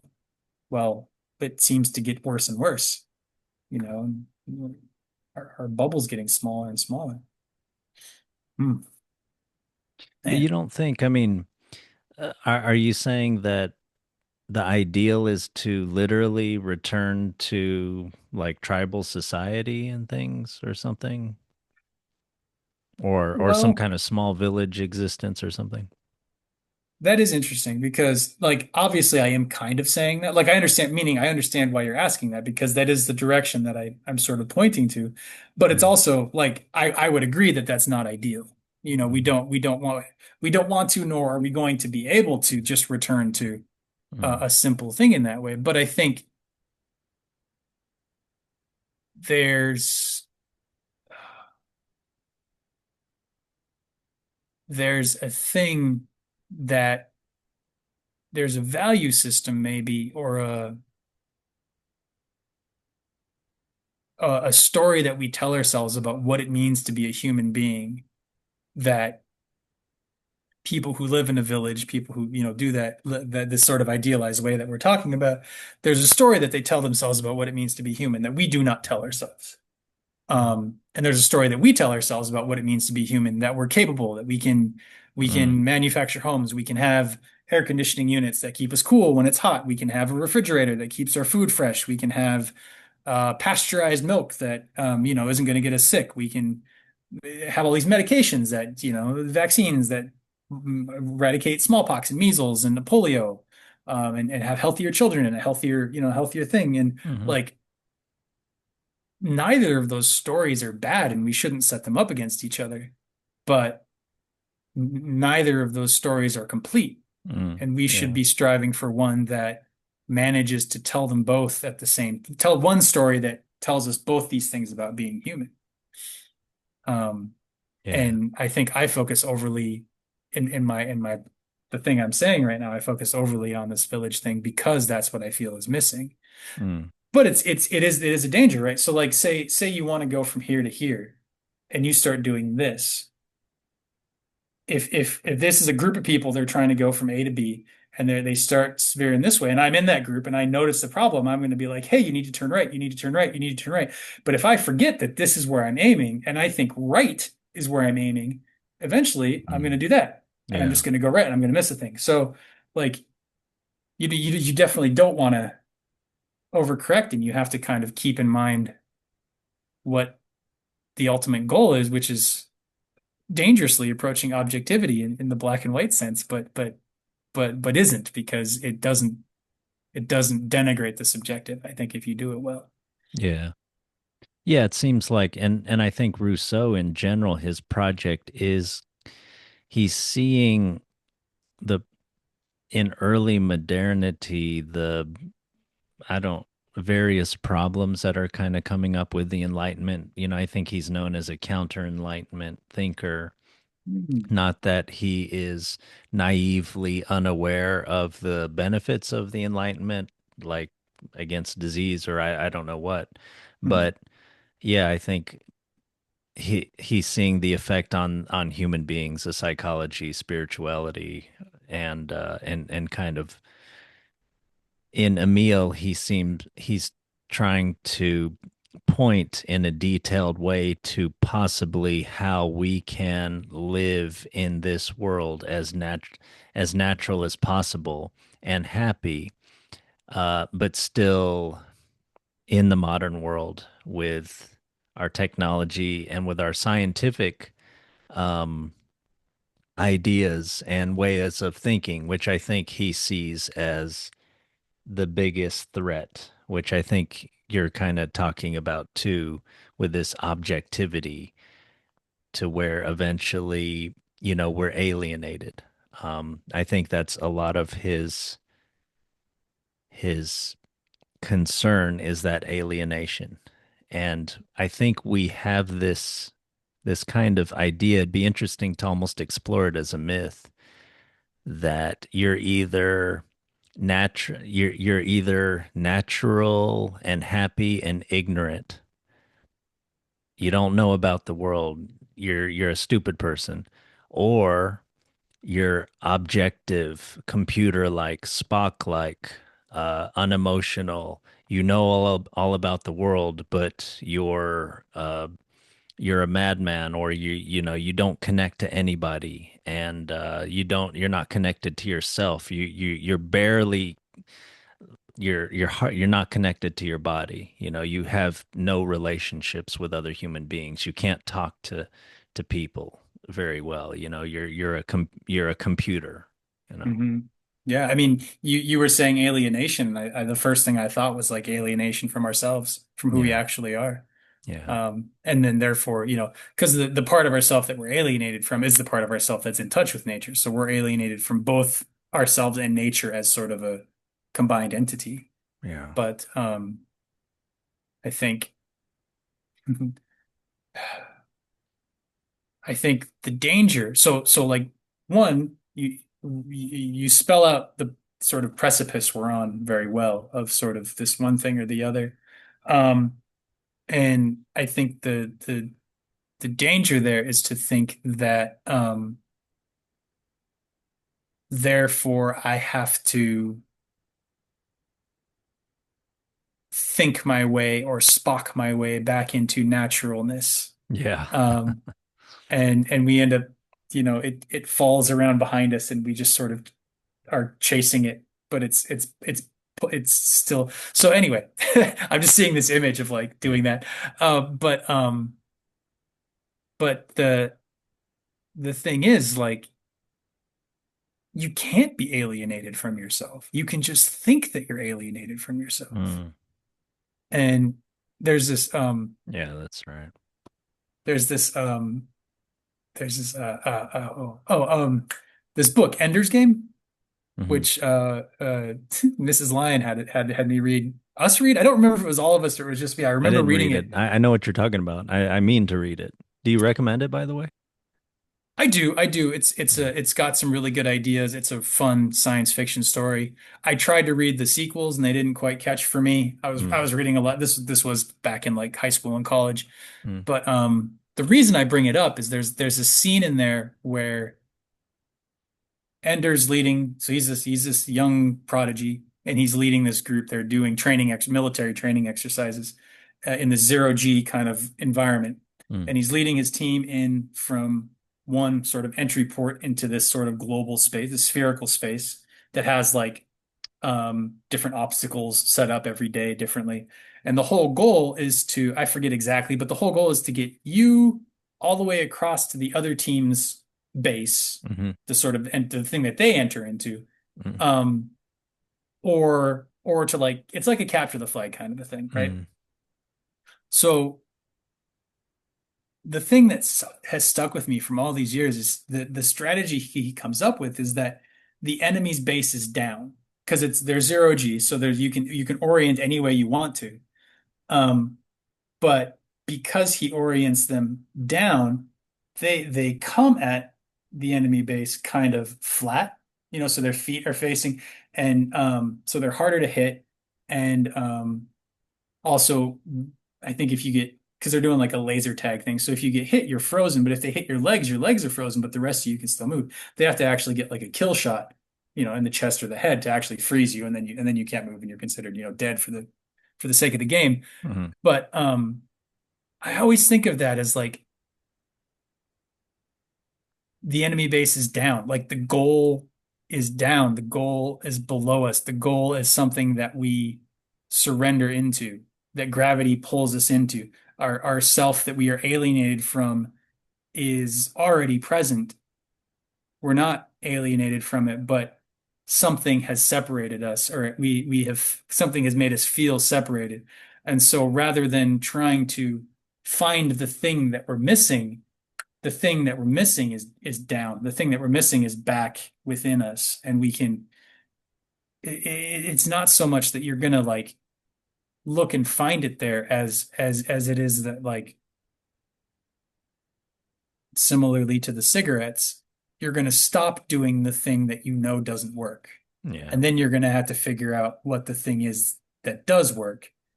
And that it doesn't answer. But if you're looking in the right place, maybe you'll actually find it. If you're looking in the wrong place, there's a story I've heard of this guy was uh this- so this guy he's walking home at night, and he sees his friend who's got kind of a reputation for being a little kooky. He sees his friend um under a streetlight, looking around under this bush in the streetlight, and he's like, "Oh, hey buddy, what are you doing? What's going on? How come you're digging in the bushes this late?" And his friend says like, "Oh, well, you see, I lost my keys. I lost my house keys. And I don't know, I can't get in my house without my keys." And so he's like, "Okay, well, let me help you." And he's looking through the bushes, he's looking through the grass around, he's like digging around everywhere. And he's like, "Man, I don't see your keys anywhere. Like, are you sure you dropped them around here?" And the guy says, "Well, no, I dropped them over by my door, but it's dark there and I can't see anything. So Yeah. I'm looking where I can see stuff." Yeah. Yeah. I've heard that before. It's a good story. And I think it Yeah. applies here in that, like, we are looking for personal meaning and subjective satisfaction in an objective manner. We are looking for something outside of ourselves that we can take and stick inside of us to make us feel better, when the reason we don't feel good is because we aren't paying attention to something that's already inside of us. But it's dark there and it's scary and we don't know what the fuck it is and we don't know how to deal with it. So we just keep doing the thing that we think is going to work. Yeah. Mm. I was thinking of that story that you said is, I mean, if you could increase the street lamps view, I mean, because to find something, we do have to be able to see it, right? So we I have mean, to. metaphorically, yes. Hmm. Physically, no. I can feel around in the dark. I could find keys if they've fallen behind my steps. I can, Yeah, yeah, but I get what you're saying. I get what you're saying. yeah. But yeah, I was just yeah, if you want to be able to see it, yeah, there has to be light there, and I was thinking of increasing the street lamps view or waiting until the sun comes up or whatever you want to say. Mhm. It seems like if you want to find something, if you increase the light, if you increase your vision, and this is sort of Platonic, then you can, or other philosophies, you can kind of you might be able to find it. And I would say, in terms of worldviews, yeah, if you want to find meaning, I think rationality and the things, and yeah, this is still Platonic.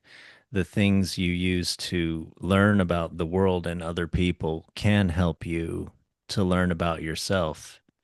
But yeah, you kind of have to bring your whole self into it, and this is not just a mathematical kind of looking. Although I know Plato he wanted to reduce everything to math in some ways too. So, but Plato's out of my depth, but I will take your word for it. but yeah, Um, but he did seem to have a lot to do with the spirit and with learning to increase your vision, to reduce your self-deception, to understand, to have a deeper connection to yourself and reality. yeah, yeah. I think that's good, and I see it working metaphorically in the story I was telling about like the keys and the street lamp and stuff of like.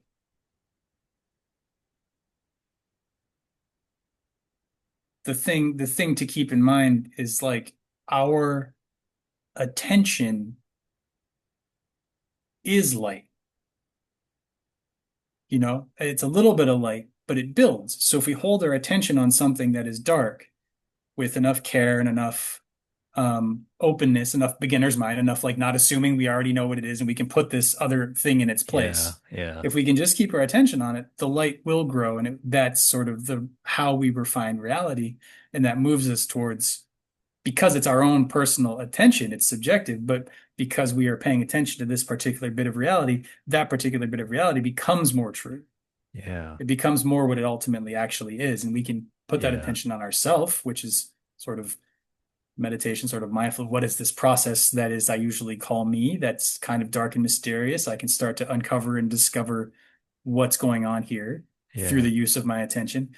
But instead, I think what we often do is we look for something that is already bright, that we already understand, yeah, and that we think exactly. is a close enough match to this thing I don't understand.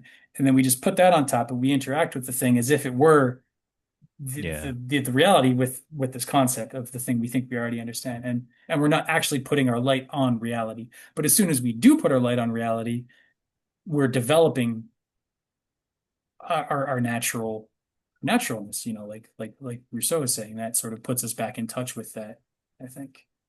yeah, yeah. I think so much of how attention is almost maybe the most important thing in life, and maybe in a way one of the few things we really have.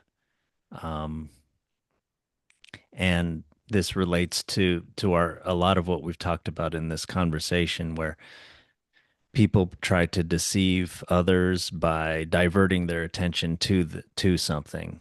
Or when you were talking about learning, I think it was a kind of reframing, right? That reading that book gave you, to where you saw the cigarette as being relief from anxiety and focusing on the anxiety, of course, rather than thing causing the anxiety loop. It's Hmm. like something, you know? And Yeah.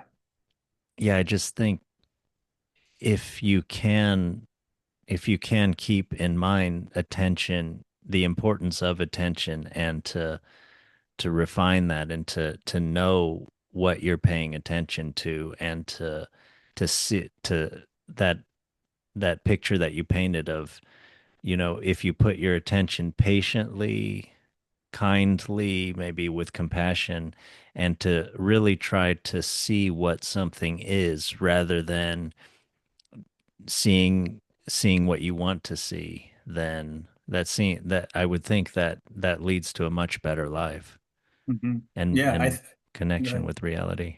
Yeah, I think that's how we grow that sort of idealized story of what it means to be human, of like not the technological Spock and not the innocent but ignorant savage villager or whatever you want to, whatever stereotypes you want to spray paint on that. That those are both half truths. They're both partial realities, and the only way we come to an experience of something more holistic is through attention. And one of the things I liked about what you said is it points to like putting our attention on our attention, being aware, being attentive to how we're using our attention. Because you can just be like, oh, I'm super attending to this, I don't know, this video game or this thing Yeah, on my phone, and my attention is locked in, but I'm not noticing my attention. I'm not noticing. I'm not taking the time to be like, okay, I'm on Facebook. How much time has passed? What am I paying attention to? What's like, there's nothing outside of that that's informing that. And I'm not paying attention to what I'm doing with my attention. I'm just sort of mindlessly doing it. So you could almost say, even though I'm attending to it, there's no attention there. There's no genuine yeah, intent. There's no intention there. Um, although there is, because you're intending like, oh, I want to get these likes. So it's complicated to put into words, but I think what you said about like attending to attention is probably the best way to do it. Yeah. Yeah. yeah. So I wondered what you think about one kind of thing that Rousseau is concerned about, of how to be a natural person in the modern world, in the complex modern world, with not just big cities, but with scientific concepts, with these abstractions. And now we have nuclear weapons, we have AI, we have all sorts of stuff going on, developing wars, um, maybe aliens. We have all sorts of conspiracy theories, some of which may or may not be true. How do you think we have a mind to be happy and to be in connection with reality and to have compassion and connection with others in this complex ass world? Yeah, it's a good question. I mean, I don't have an answer is the first thing I think I should say. I don't have a solution. But I think there is an element of, one, the first important thing is like what we were talking about earlier, as far as, if we are holding up this sort of idealized village style of relating to nature and finding our place in nature and how far we are from that, like to recognize that we're not going to solve this question of how to be more natural in our current civilization and all of its ups and downs. We're not going to solve it by doing a new thing. We're going to solve it by a really slow return to an old thing, and more so like as it speaks inside of us. Like we have to find a way to return to that inside of us more so than um, enact Mhm. some sort of structural program outside of us that will just make sure that that happens, and then we don't have to Yeah. pay attention to it anymore. So there's that, and recognize that it's going to be kind of a long game, and that the best thing I think, if we are invested in trying to save this civilization from itself as individual members of it, the best thing we can do is to do the long, slow, hard work ourselves of trying to return to that natural place in ourselves, figure out what's going on, take a slow step back, start to undo whatever patterns, whatever it is, and come back, the enemy base is down, come back to that thing that's inside of us, and recognize it's going to be a long time. But the good thing about long, hard work is that the results are usually very impressive and people are surprised. And if you show up and you're like, look, I've done this work for 5, 10, 15, 20 years. I can speak to it to this depth. I can show you with my own presence and my own being what it's possible for a human to achieve.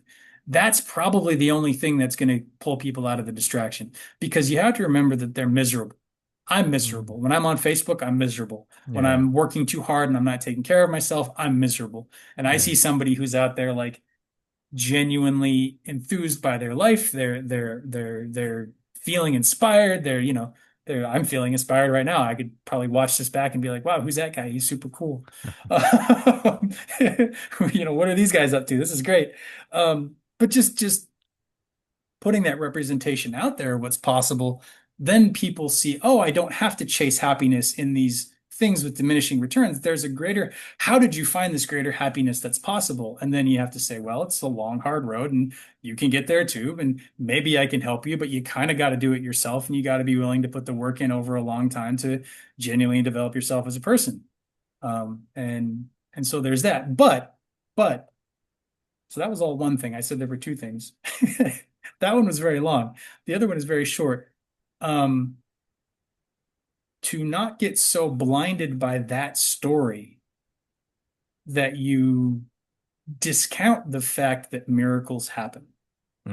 Yes. That that if you are in a Buddhist framework, if you're meditating for enlightenment, traditionally, enlightenment takes lifetimes. You dedicated practice, cultivation of virtue, cultivation of insight. Um, don't expect to be enlightened after a year of sitting on a cushion for a half hour every day, whatever, go on a couple of retreats. Oh, I'm enlightened, maybe, or maybe. But in the history of Buddhism, there have been people who have been suddenly enlightened, and that happens, and that you may say, okay, I'm ready for this work, this long work of self-development, and you do have to genuinely be ready for that. But who knows what's going to happen? Don't assume that you know, therefore, that it's going to be a long road. You don't know what's going to happen. You just dedicate yourself to it as much as you can and receive what your work cultivates in your life, and you don't control that, you know. There's a line in The Artist's Way book that quality is mine and quantity is God's. So I'm responsible for working, whether that's being creative and writing every day, or whether that's being an artist and drawing every day, or whether that's wanting to be a better person and trying to understand myself better every day. But the quality of my work, the how effective, how much understanding I generate, that's not up to me. I just have to Yeah. do the work, and the understanding will be given to me in response to my work and my need and my ability to put myself out there in a way that the good things have a reason to come through me because I'm trying to give them to people, Mm. you know? And Yeah. that's, I wonder if also saying it's from God, it's like saying there's a grace to it. There's a luck factor, or just, yeah, it's not up to me. And Yeah, so that's just true. I kind of don't be want to use the grateful God for language. whatever. Hmm. Yeah, go ahead. No, no, please. Yeah. Okay. I was just Yeah, saying, yeah, grateful for whatever comes up. So, yeah. Yeah, because you're right, because the God language is effective from certain perspectives and is very ineffective because the word's been misused quite a bit. mm, But generally speaking, the way I'm using it, my intention there is the unknown. Is mm, the unknown, whether it's the unconscious, whether it's the source of cosmic reality, whether it's what, like, we don't know where we get ideas from. They just come yeah, to us. Where do they come from? Who knows? They come from somewhere. That's what I'm talking about, yeah. you know? Um, yeah, yeah. That seems like a good attitude to have. And that, you do the work and it will have an effect. You don't know if you will, just to use an analogy, if you will only write a few short stories that only a few people will like, or if you'll write a bunch of novels that will be acclaimed all over the world. You just, you don't know what's going to come to you. You just, yeah, you have to do that Flannery O'Connor 2 hours of writing every single afternoon, or Stephen King's 8 hours, or whatever. You have to kind of work hard, sort of know who who you are and what you're doing, and be humble. Hmm. Yeah, yeah, yeah. And be humble and be like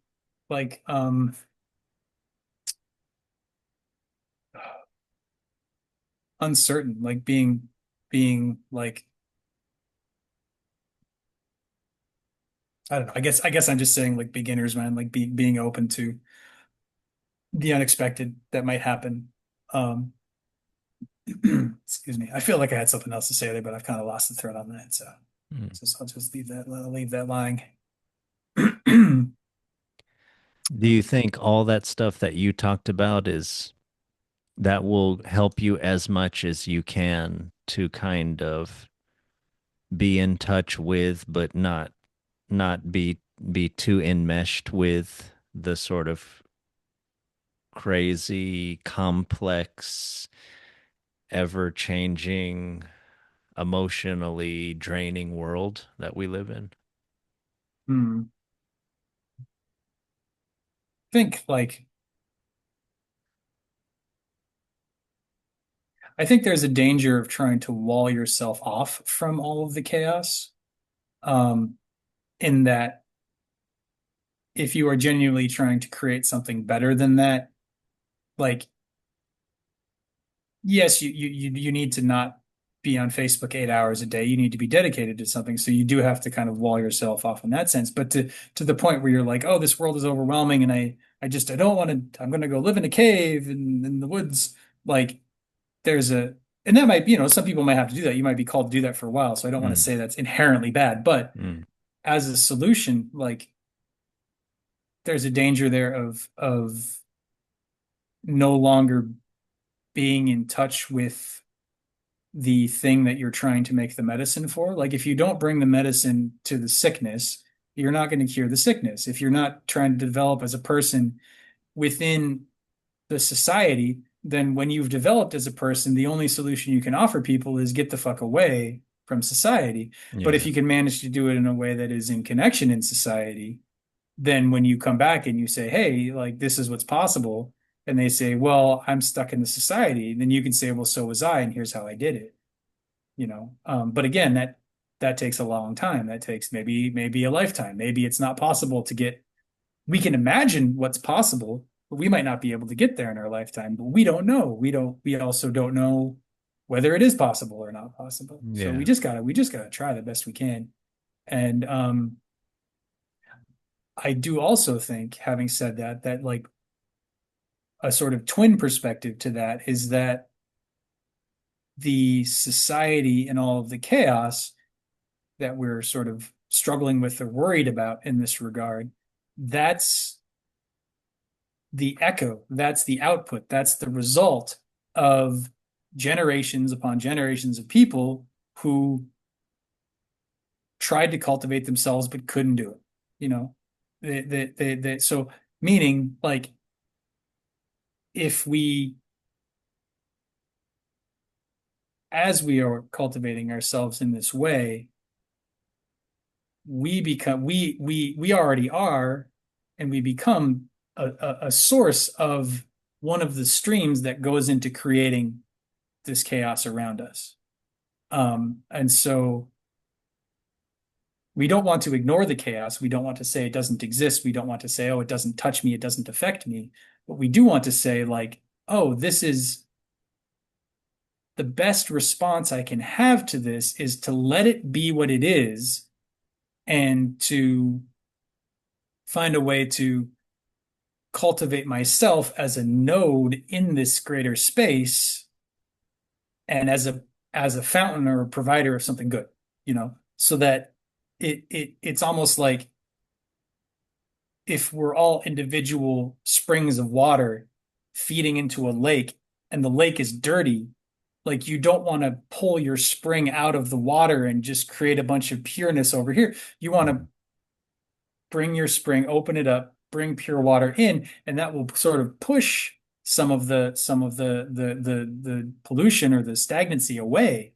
Um, but if you think you have to get rid of the stagnancy first before you can start generating something new, Mhm. you're never going to, because you're just always going to be like trying to wipe it aside, and it's always going to come back because you're fighting something that like you're trying to make something not exist that already exists rather than making something good start to exist. Mhm. Buckminster Fuller has a saying of like, I wish I could remember the exact quote. He has so many good things, but it's something like, Mhm. don't try and defeat your enemies or don't try and defeat problems, but build something that makes them obsolete. Mhm. And Yeah. I think that is he was a wise man. And I talk Wow. about I somebody didn't who know that. like had a moment of Wow. rapid expansion. I mean, I don't know much. I don't have a lot of ready stories at hand about him, but he is an interesting guy to look up. So Wow, I definitely should. I knew recommend. he was a Yeah. genius, but I didn't know he was Yeah. really wise. Wow. Yeah. Yeah. He has some really some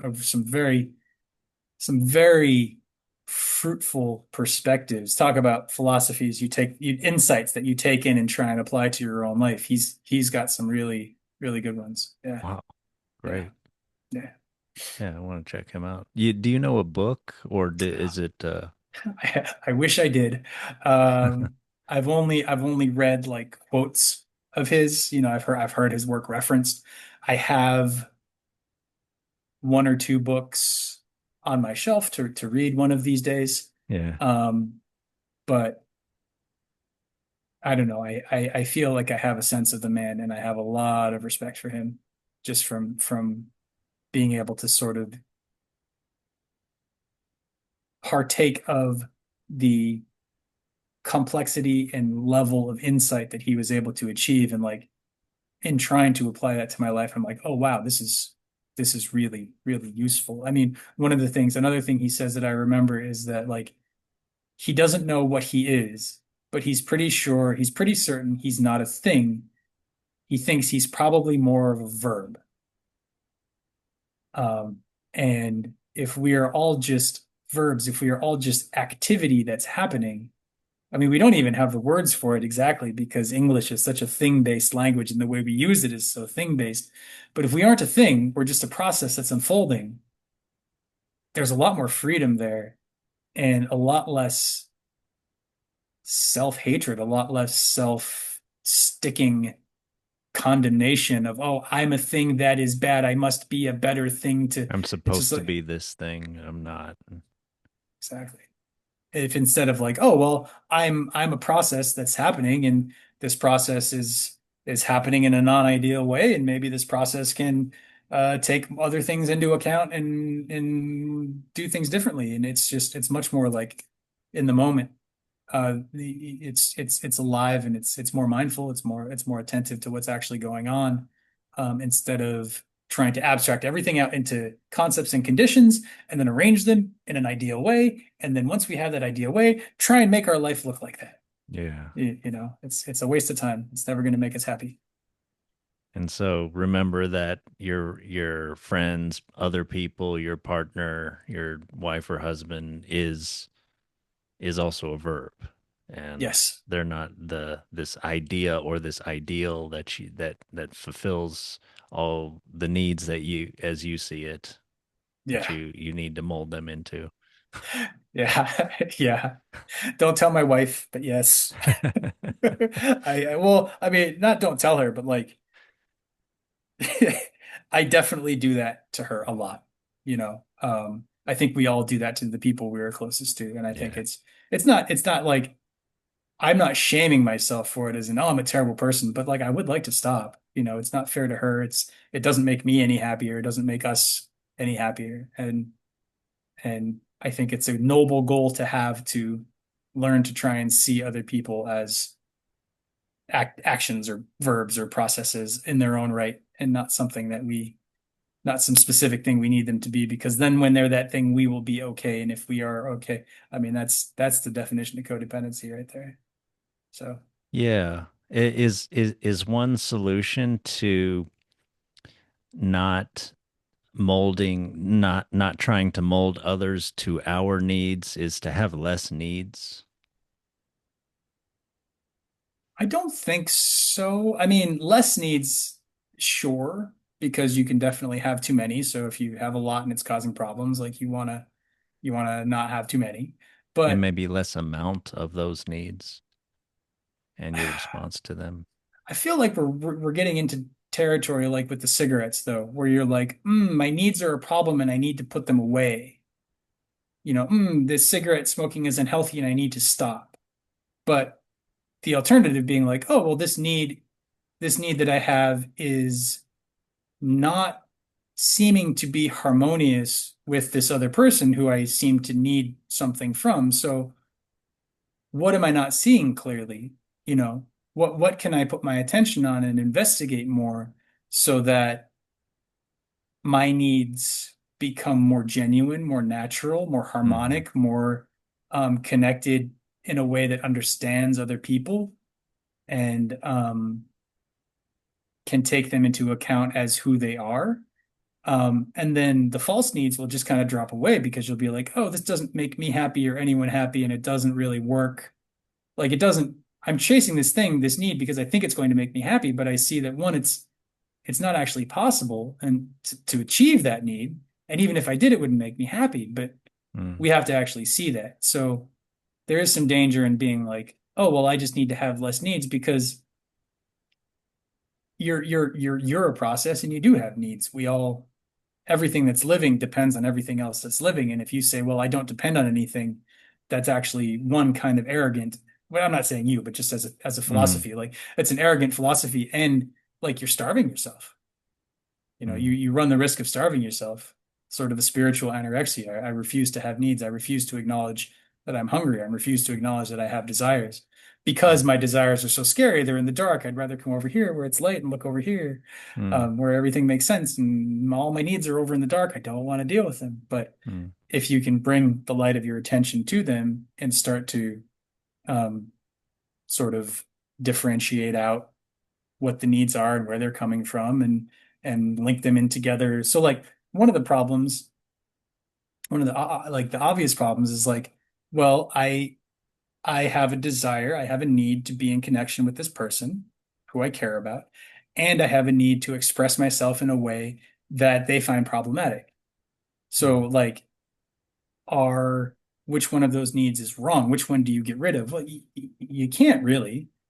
You could say, "Oh, I'm going to break up with this person," and then maybe you're in another relationship and you find somebody who's great, and then you're like, "Okay, that was I was incorrectly attached to this person." Or you find yourself in another relationship and you find yourself in that same pattern again of, "Oh, this person doesn't make me happy. Oh, this person doesn't make me happy. Oh, this person doesn't make me happy."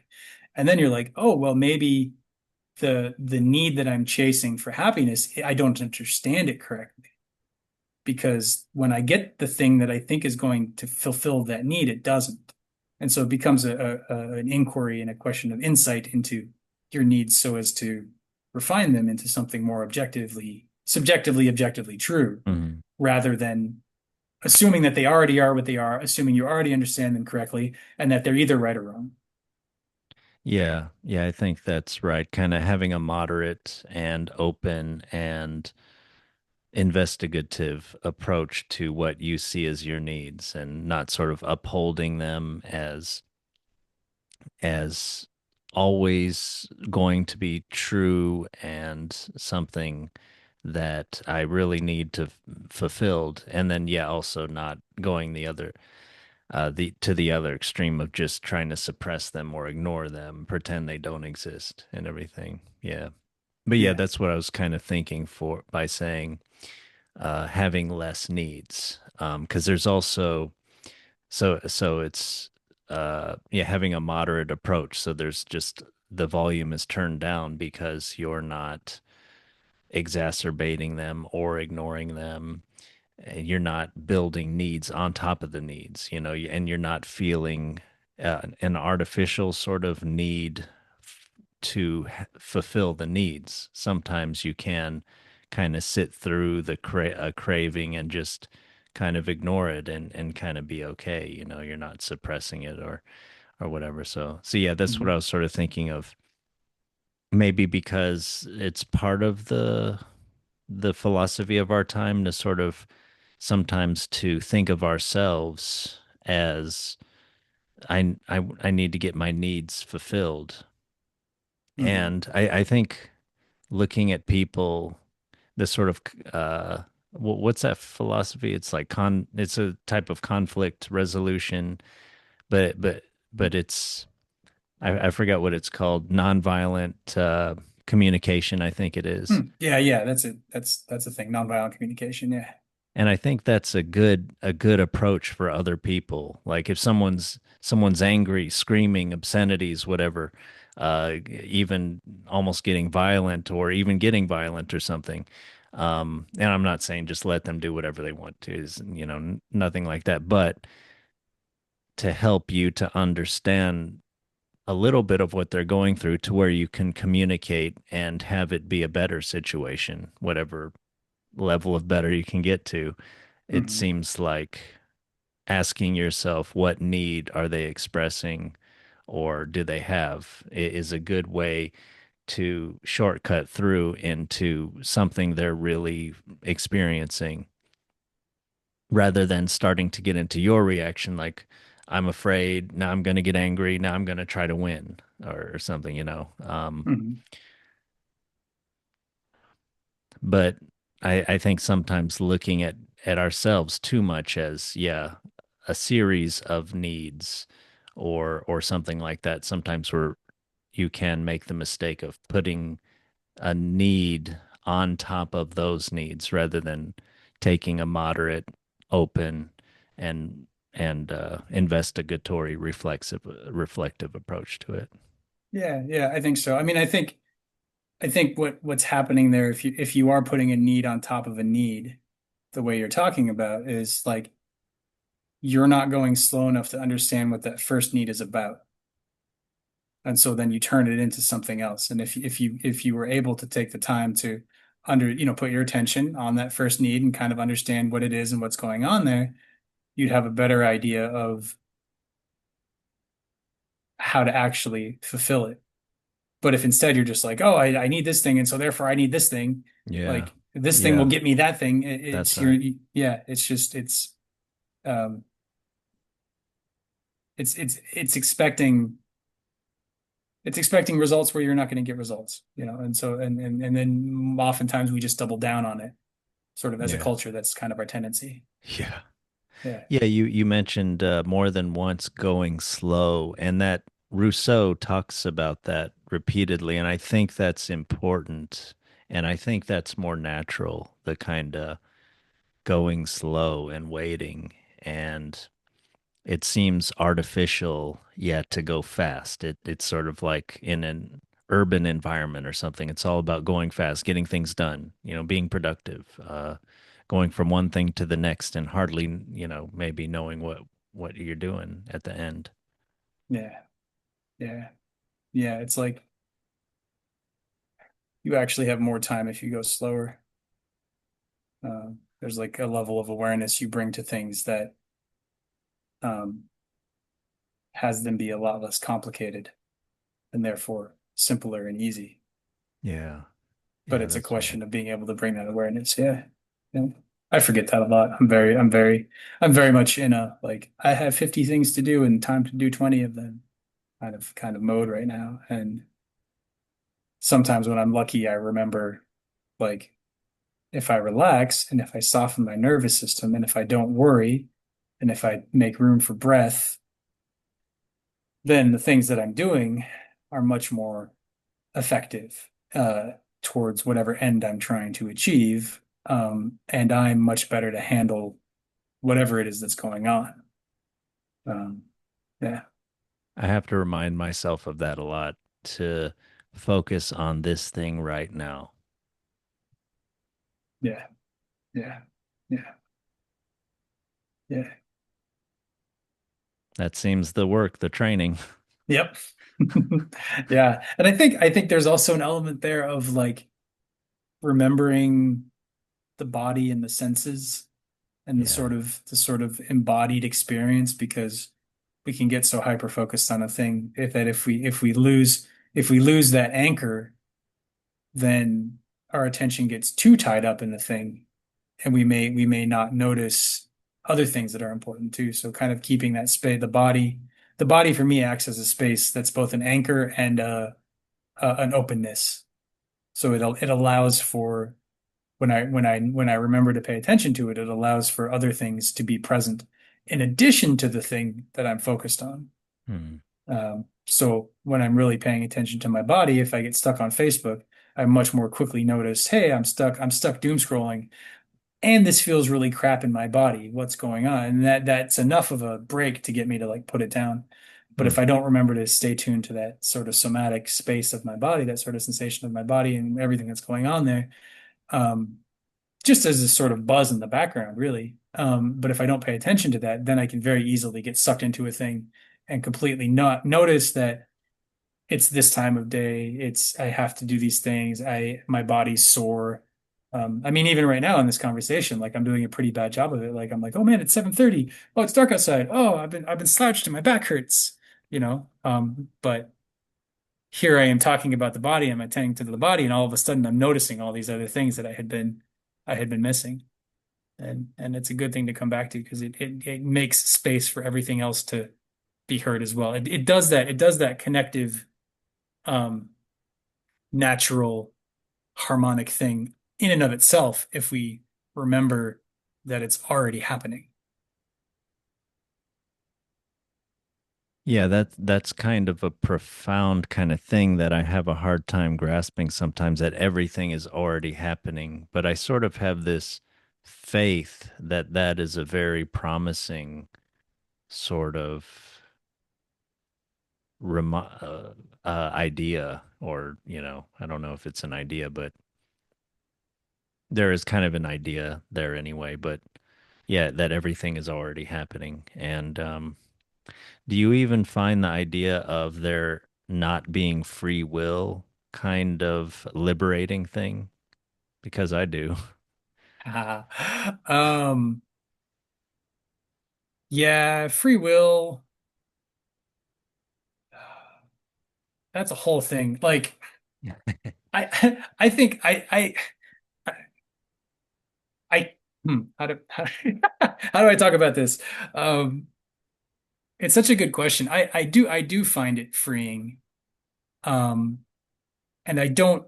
think we have free will in the way that we think we have free will, but I also don't think that things are determined the way we think they are determined. Mm, We often set up this like false dichotomy of like, well, either I get to decide what I want to do or what happens to me just happens to me and there's no say I have in the matter. mm, And like to the first person, I would say like even if it's true that you can just do whatever you want to do, you can't choose what you want. yeah. It becomes infinitely recursive at that point. Like you can't you cannot just decide, oh well, I don't want this thing, I want this other thing instead, and change that. So we're not free to choose what we want. We're maybe free to go after what we want. We're free to investigate what we want. We're free to decide whether we want what we want. But if it's just I can do what I want, you're a slave. You're a slave to what it is, Hmm. whatever the desire is that's happening, and you're not taking the time to ascertain whether it's true for you or not, and what other options there might be, and what the situation is, and what's called for. Mm, Um, but to the second person who says everything's predetermined, I would say like, well, then why bother do anything? Why bother tell me that? Why? I mean, you very clearly could keep your mouth shut and not say anything. Why get out of bed? Why eat? Why do anything? Like mm, there is a willful action that's required of us, but that doesn't mean that we get to choose 100% our situation. And it doesn't mean that we get to choose 100% what our desires are, what the motivation, what's driving us. We don't get to choose that. That's a felt sense. We can attune to it or we cannot. We can choose not to, but we don't get to pick what it is. In the sense of like I can just make it up, and then that's the thing that it's going to be. Like we have to make up a thing and then feel a resonance and be like, that feels important, mm, and then we choose to chase that feeling of importance. But the thing that we can do is accurately attend to the situation, accurately attend to what's inside of us. And then the choice becomes, what do we do about that? How mm, do those two things want to work together? And they will just work together on their own, which sort of precludes free will.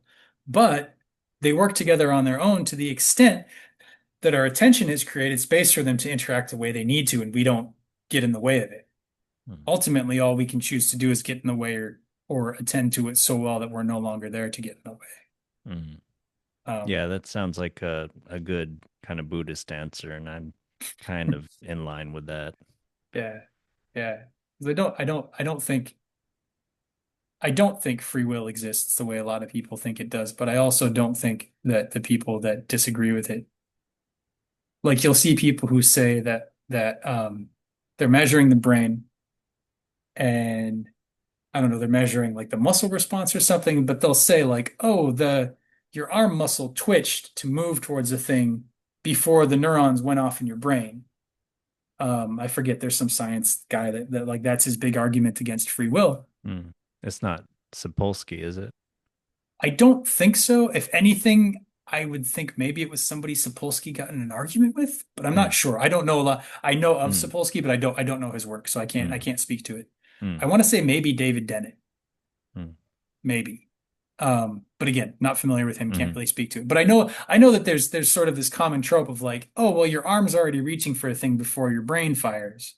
mm, And then that proves that like the motor function is just happening, and your free will is just this after effect that your brain puts on top of the motor function that's just going to happen. mm, And like the problem I see with that is like we don't know what will is. We think it means the brain's firing a certain way, but we don't know what the experience is of like the thing that's reaching for like that's the body has its own will. It's doing a thing. The mm, brain is working to sort of police the body to rein it in a little bit. If it's like, oh no, we don't that thing's hot. We don't want to touch that thing, mm. you know. But who's to say that will only lives in the brain? Yeah, Why that's is it kind of just the brain? It's so localized. We have our whole nervous system. Our whole nervous system is always in response in communication and in a dance with the reality around us. Yeah. Yeah, Why kind isn't of that free set will? Will up in this certain way and then said, "Hey, it doesn't exist." It doesn't exist because the So, thing you're talking about isn't real. Your argument's based on a fallacy. Sorry, bud. Yeah. yeah, that sounds right. Yeah, and it feels hopeless to think, "Oh, my arm's already reaching," because my arm is just an alien thing to me, but my brain is who I am. So, Yeah. yeah. But There's then, that oh wait, no, alienation I again. am my Yeah. arm too. Then then I am doing that thing. Then now I feel fine again. Yeah. Yeah, exactly. Now there's no problem. Now there's no problem. Yeah, because if you're looking, yeah, because you're like what we're talking about there is that natural sense of like the tree and the roots and the water and the dirt and the sun. It's like, oh, the brain and the muscles in the arm and the nervous system and the gut and the eyes, like all of that's already working on its own the way it's already doing a thing. And Yeah, we can pay attention to it, in which case it will change the rate at which that thing is moving. It'll change the direction. If we, if we're the obvious thing, we're sort of on autopilot, we're walking, we step into the street, we get hit by a car, right? If we're paying attention, we don't step, we see the car, we don't step into the street. That's every moment of our life is like that. Like if we are paying attention to a certain thing, then this sort of quote unquote automatic behavior, this dance that our nervous system is doing with the reality around us, if we pay attention, the whole thing works better. It yeah, works more holistically as long as we're not forcing or trying to change something. If we're just attending to it, if we're stewarding ourselves, then the whole thing will start to work better. Um, but if we separate one part from another and just have one part acting on another, then we're just stuck in this conceptual framework, and we're not attending to anything that's actually going on. yeah, We're just dreaming. We're just asleep and we're dreaming. You know? yeah, Yeah. yeah. And that, I mean, consciousness may be, yeah, part of that whole thing that we are, and it's bringing certain things to consciousness because we need to attend to them. But Yeah. then, yeah, with our concepts, maybe we've turned consciousness, or think of it as the soul or something like that, into the only thing that is real about us, and everything else is this meat package. And Mm. yeah, and then we've gotten, yeah, since the consciousness is the only real thing, then I'm sort of trapped in my body. And then when my hand is moving before my brain fires, then uh, yeah, there's no such thing as I'm not really, there's no me in the world, and I'm there's no connection of me in the world, and I'm not connected to the world, and my life means nothing, and there's no morality, there's no good and evil, and there's no truth, and Yeah. life is Yeah. horrible. Yeah. And there's the stereotypical postmodern existentialist nihilist worldview right there. Yeah. Yeah. Yeah. And it doesn't like it's all based on a false understanding of what's going on and then agreeing that that false understanding is correct and then being really sad that that's the way things are. Yeah. Yeah. And that's just something like projection. Mhm. Yeah. Yeah. Okay, Yeah. well, sounds good. So maybe anything else you want to say, or No, I think I think you called it. I think this is a good place to stop. I'm sure we could keep going, but this feels like a really nice kind of a peak, you know? yeah, for me too. Yeah, Okay. cool. So But yeah, maybe well, next week we'll try another folk tale, or go back to Robin Hood, and I think folktale. I think that one that you brought up from the von Schoenworth collection, that one, I'm not quite sure what to say about it, but it's very interesting. okay. So Yeah, I'm glad you yeah, liked it. Yeah, so yeah, yeah, we'll probably talk about that one. sounds good. Sounds Okay. good. Sounds good. So.